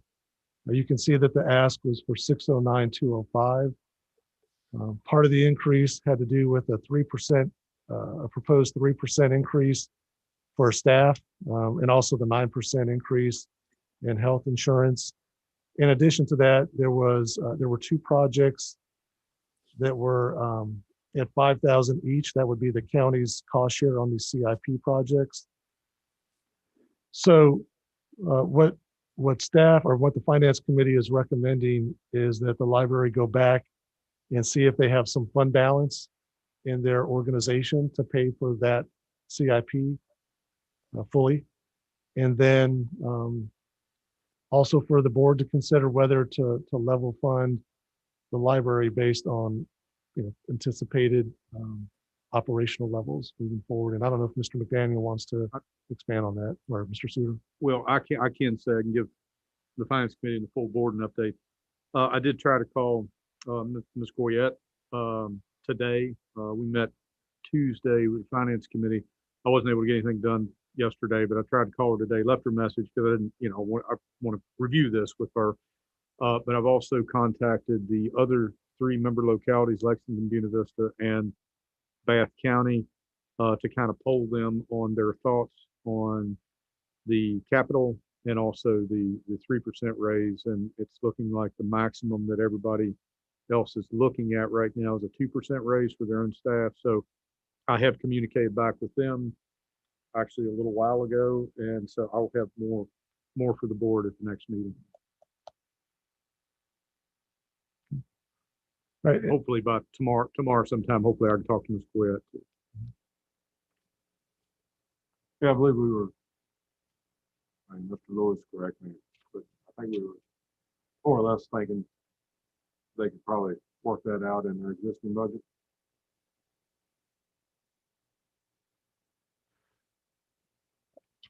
All right. So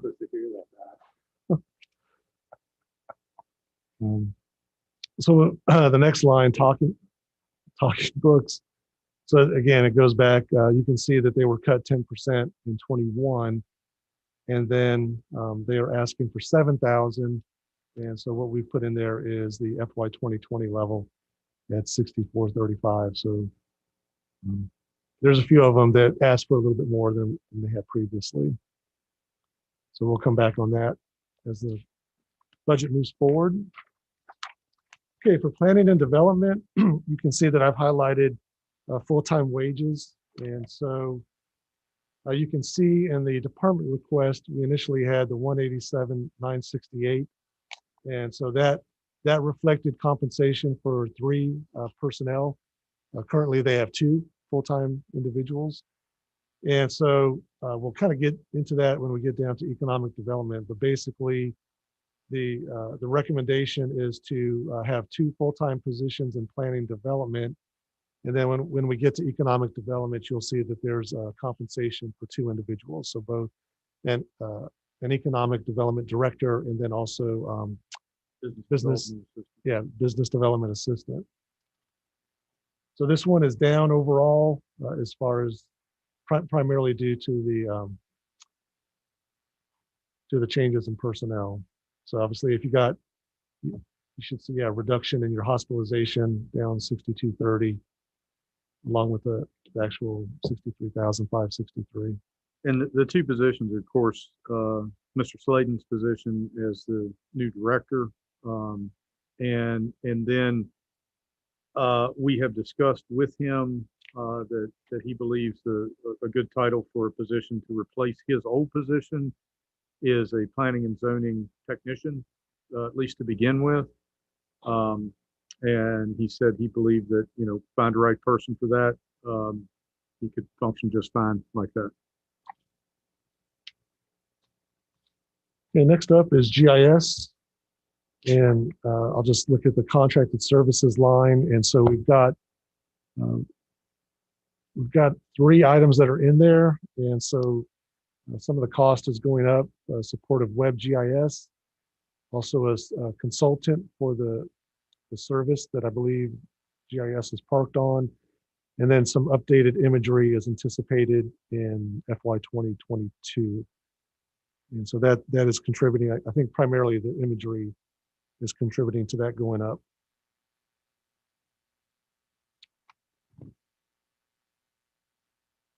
I guess I should communicate that. So that imagery cost is $2,746. Right, next up is rental assistance. And you'll notice that part-time wages is up $2,494. And so some of that is associated maybe to minimum wage, but also to just more hours that are needed to support the program. And so Let's see. We do, and that's Yep. significant revenue supporting this. Yes, there is funding that comes from the federal government through the state. And I'd have to go back and look at the revenue side. Usually it's around 64,000. And then we also do a cost share with the city of Lexington. I will mention this, in the past couple of years, we've actually had some surplus generated in this program. And so we are not planning to bill either the county or the city of Lexington both this year and next year. So because we have a fund balance that's restricted for this program that we want to draw down because it's, we don't really have a number, but where it's at, we just feel like is a little bit high. We've got a number, we don't have a number targeted. Yeah, target, that's what I'm referring to, yes. All right, next up is economic development. Like I communicated earlier with planning and zoning, 2 full-time positions, that impacts benefits. Items that are highlighted in orange, that goes back to our previous discussion about whether to fund at 2020 or at 21. You can see the chamber, they were another one of those organizations which historically have been funded at 5,000, and for 22 they're asking for 6. And the one increase I think Mr. Suter mentioned, so the Horse Center debt lodging, that's a pass-through. So that's consistent with what we were programming on the revenue side. And I'd like to take another opportunity to make abundantly clear that it's pass-through dollars. It's not local general fund dollars going to the Horse Center. I hear that a lot, and I don't know if we've communicated that well enough. There is 2% that's required by state code going to the Horse Center, special legislation, and then the Board of Supervisors some years ago adopted an additional 1% of the lodging tax to go to supporting the rest of the debt service and supporting capital maintenance. So.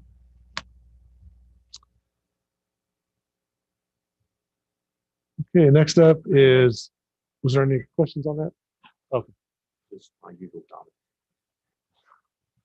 All right, next up is PSA. And so what this captures are debt service. The first debt service that the county supports as a moral obligation is the wastewater treatment lines that go from Lexington up to Racine.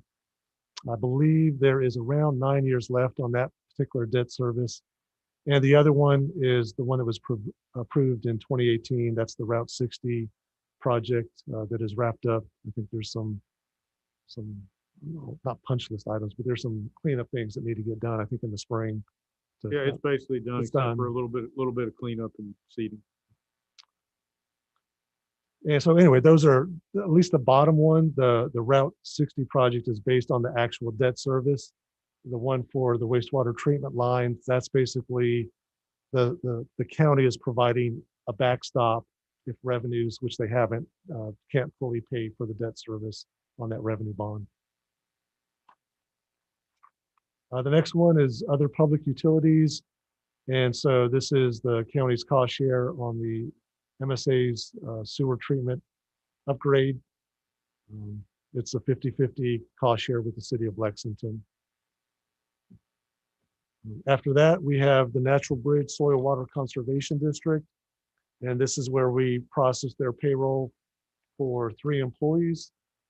2 of the employees, it's 100% reimbursement from the district. And then it is, I believe it's 75% for the 3rd position. So basically the county is paying 25% out of one position.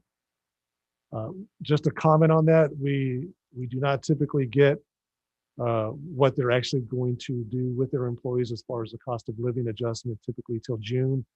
So this is current. So there's a possibility, if they do an increase in June, we'll just have to adjust the budget moving forward. But then there's a revenue associated with that as well. And then we've got agriculture and home economics. And so there is a slight increase in our contribution for salaries and fringes. They are anticipating a pay raise for employees in FY22. And so that's our cost share on that increase. And then we'll get into non-departmental. So that first one is the annexation payment that we pay the first business day of January. And so based on the anticipated revenues that we've developed for FY22, we are expecting that our cost, or not our cost share, but our annexation payment to go up notably. So that's real estate, and then non-property revenues like lodging and sales and so forth. And then we get into fringe benefits. These are just guesstimates, for lack of a better term. At least for the unemployment insurance, we won't know unless we actually have to pay unemployment to the VEC. And then we get down into debt service. So these are based on actual debt schedules. You'll notice that right there in the middle on line 0960, you can see that it's down 395,290. So that's associated with the advanced refunding that we did last calendar year. And so that's that. We basically upfront loaded those savings over this year, and then I think the next 3 to 4 years. So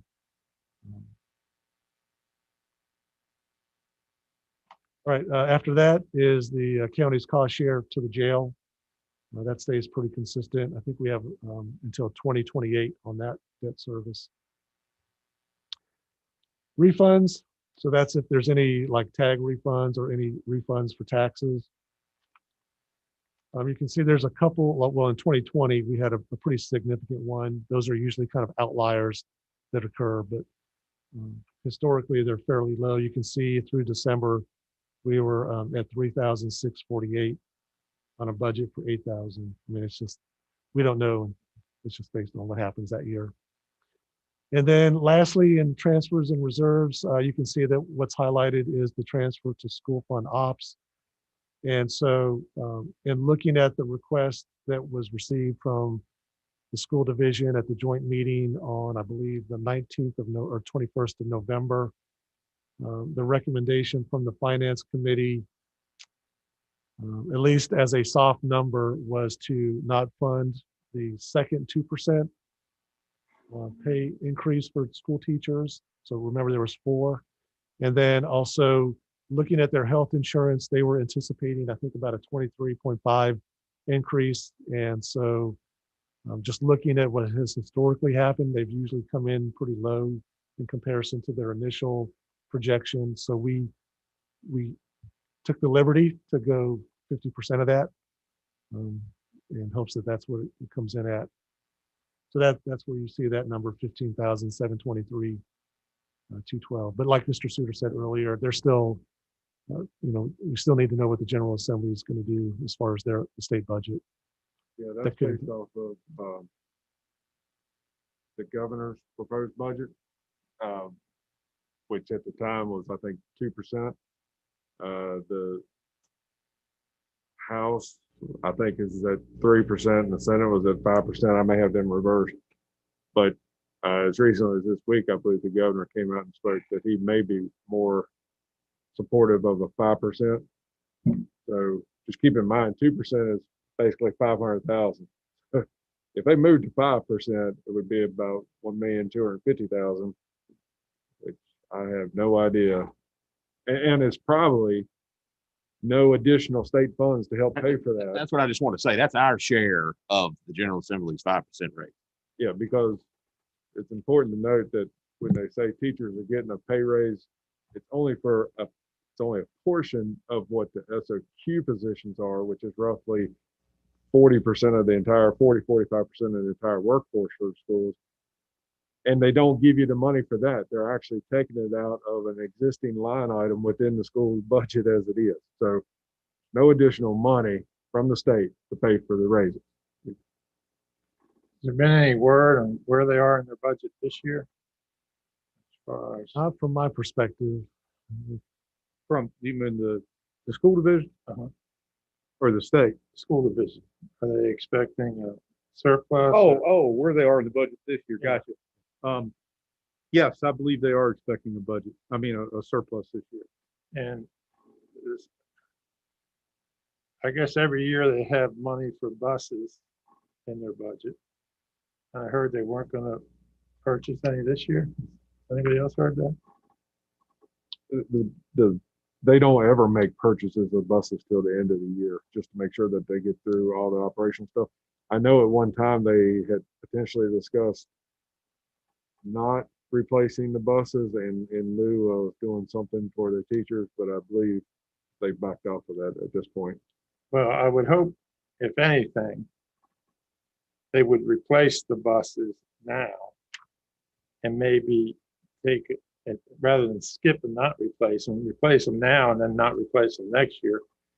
Because it's kind of, they budget for buses. And if they don't buy them till the end of the year, there's really a year's gap. And if we could get them to buy, I don't know how many they buy, 2 or whatever, now, and then not buy any, then skip a year rather than skip now. Because then you could reduce next year's budget by the cost of whatever the buses are. It's typically it's 4 buses per year. They have a fleet of 60 buses on a 15-year rotation. Right. And But if they talk about not doing it, I think we need to encourage them to do it now out of this current year's budget and not do it next year. That way you've got your new buses to start the school year and get a year's use out of them. Whereas if you're going to skip it this year, you really don't help us out, because then we've got to fund it for next year. We could fund it out of the current year. We could save out of next year. That makes any sense. I think there had been some discussion on the finance committee as well about potentially looking at some of the money that they would be turning back in at the end of the school year.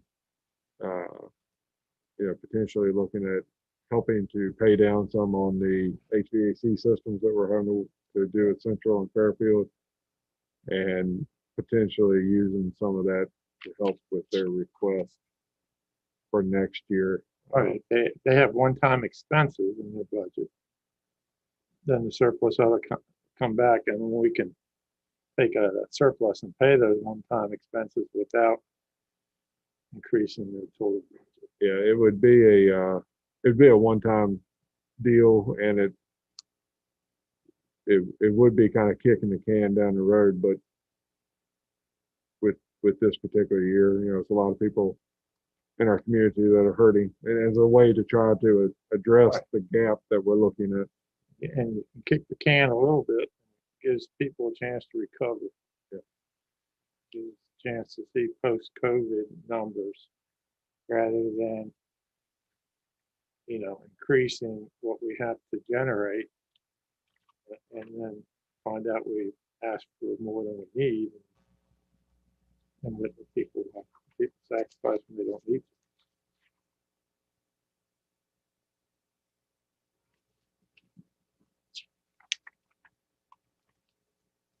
Okay, so I'll just go ahead and move down to just one more line item there, transfer to construction fund. So that $18,000 is to support something at Lake Robertson. I'm sorry, I can't remember right off the top of my head. Give me just a minute. I think is that electrical upgrade, water line upgrade? Water line replacement. Yep. Sorry about that. And so I know Mr. McDaniel had talked about maybe using some one-time fund balance to fund capital improvements. So that's certainly one we could take a look at as well, is using 18,000 of fund balance to support that transfer. And then capital purchases fund is up primarily because the number of sheriff vehicles is up. We put an inflation factor in there, but also I think that the quantity is up as well. Are they having any luck getting vehicles? Aren't they backlogged? Yeah, I think they are. I looked at the report just the other day of where they are, and I can't recall what that number is, but there are vehicles coming in, and we are making payments on current year budget. So I can't recall what level they're at. So with that, unless there's any questions on that page, I'm just going to go to the next one. So that just this page summarizes all the categories, and there's a snapshot of where we started and where we're at currently. And so we'll well, as Mr. Suter said, the request is if there's any feedback from the board, please communicate that to members on the finance committee or directly to Mr. Suter or I. And the finance committee will circle back up and continue to figure out a plan, the best option to whittle down to a balanced budget. Well, I would just say again, if there's any one-time purchases in this budget, that we should pay for those out of our reserve funds.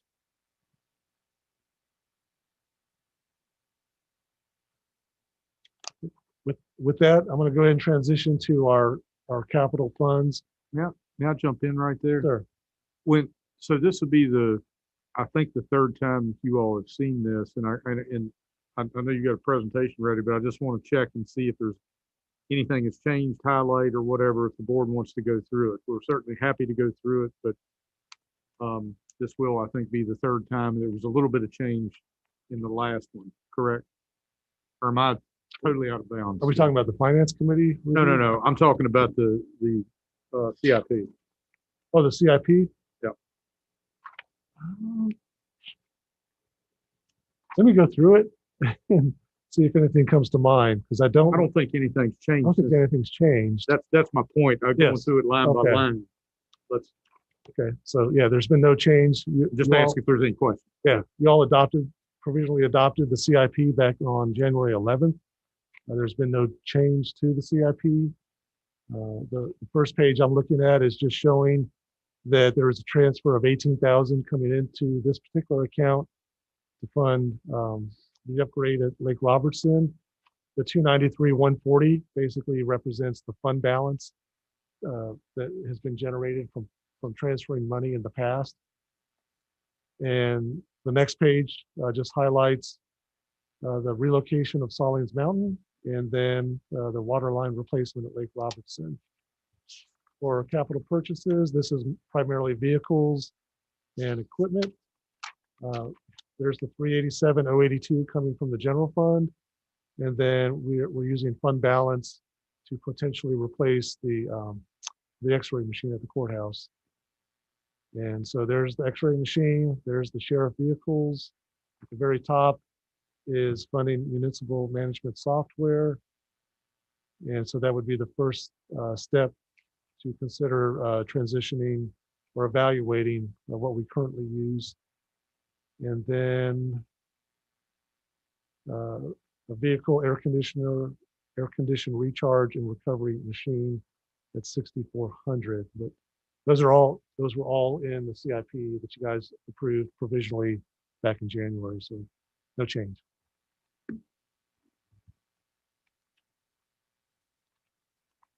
So that concludes my presentation as far as the draft budget.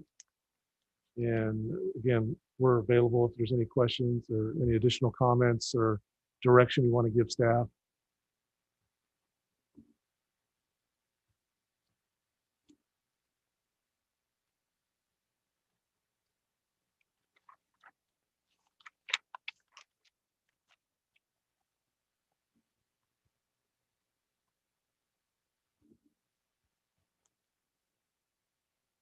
In the capital improvements and the capital purchase, the transfers from general fund, is that included in basically the non-departmental expenses within the budget? If I'm tracking right, Mr. McDaniel, so this section here, transfers and reserves. So they have to match, right? Yeah. It's coming from the general fund and going into those capital improvement funds. So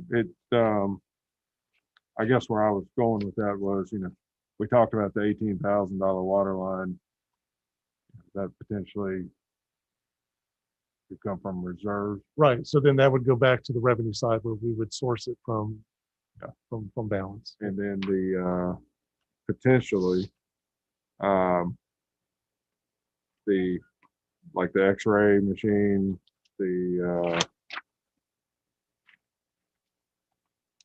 what is it? The AC Recharge, recovery machine. recharge, and maybe the municipal software, although municipal software package, I mean, that's going to be an ongoing type of, that's going to be a multi-year piece, isn't it?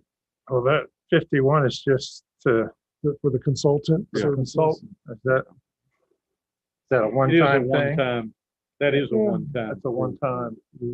So potentially those items could, you know, come out of reserves to help the gap, I guess, as Yeah. well.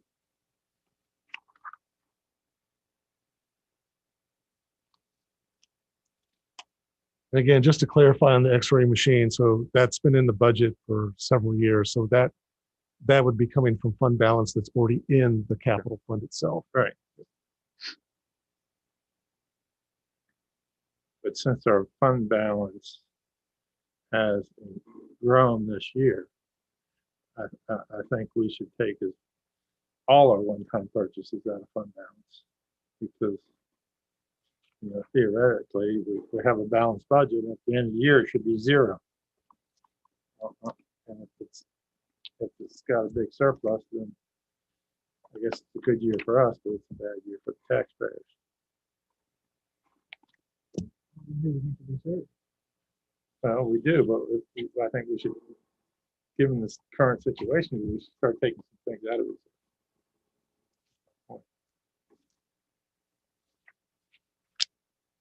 Bob, I did not hear your comment. If you don't mind repeating that for me, I would appreciate it. No, I just said, or we put it in reserves because we were talking earlier about, I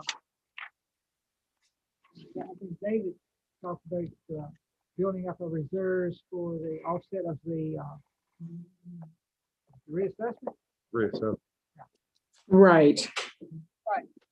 Well, that should be ongoing. I mean, if it costs us $600,000 every 6 years, then clearly $100,000 needs to be put away every year. Right. Correct? Put it away Right. for the sign. So So we're good with it. I'm just talking about the unassigned reserves. Yeah. Given the situation in the pandemic, we should use more of it. and I think what that leads to, I think what we're all striving for is to try to limit the impact of tax increases as much as Absolutely. possible this year, to give our citizens a break and help them be able to recover faster, because the faster they recover, the Better better. things will be. Yeah. Mhm. What, under this, what reserve would we, I mean, we have a 20% by state mandate, correct? Reserves? we have a financial policy that our fund balance will be 20% of our expenditures. Correct. So even with paying this, what will that leave us in reserve? Will we go all the way down to the 20% or? No, ma'am, no. Okay, Currently at what, 30, 31? all Right. right. Right, I believe it was 31 was the presentation. But paying these one time, to Mr. Lyons's, suggestion to pay these one-time costs out of the reserves, how will that affect us? In the That will grand, draw, in the grand scheme of things, this is not that much coming out of reserve. okay, Especially since we appear that we will be adding to the reserve this year. right, okay. Any other questions of staff?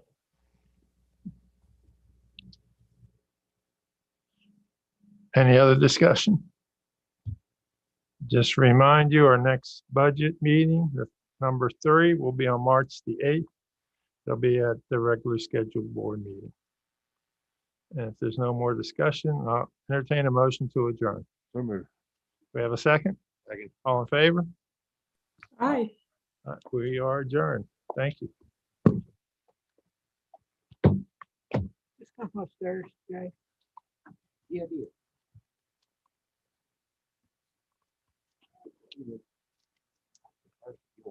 Oh. I'm gonna ask, I just hit leave, right? I think you just hit leave. There you go. They said this last till 8:30. Y'all are just efficient. They always say that so you feel better when it gets done early. Is that what you used to tell your students? Half people fail this?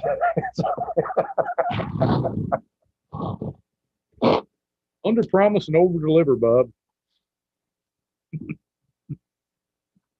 Make the world happy. I guess so.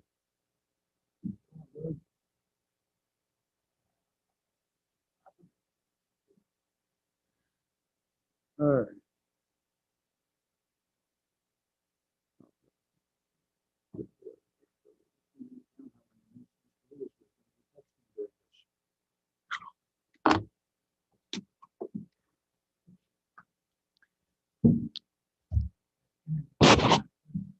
So much forward.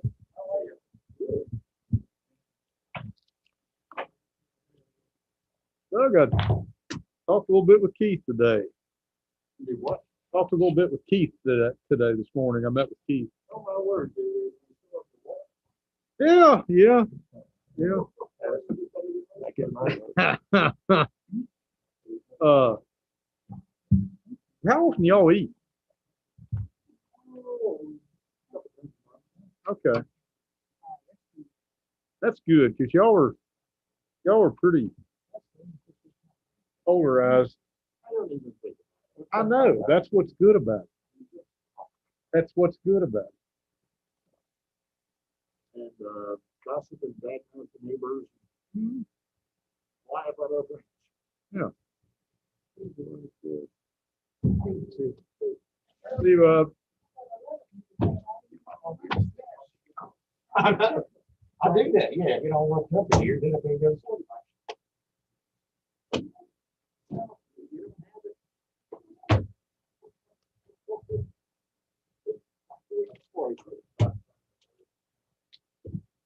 yeah. Brandy had an appointment this afternoon, so I sent it back to her. So she should have it. Sound good.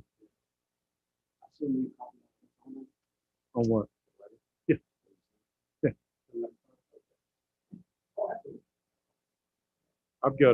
I'm trying to figure out how to shut the doors now.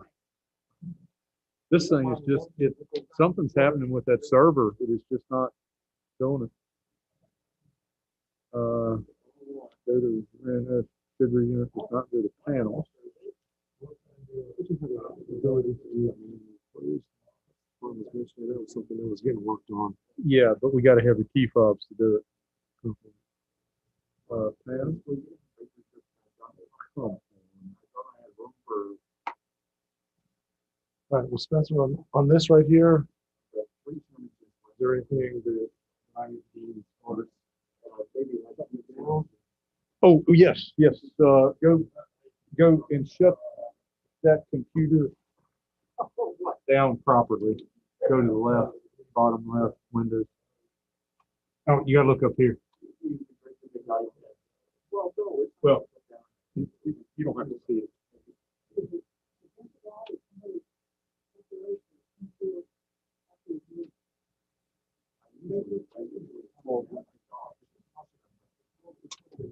Do you have the mouse over there? Oh yeah, there it is.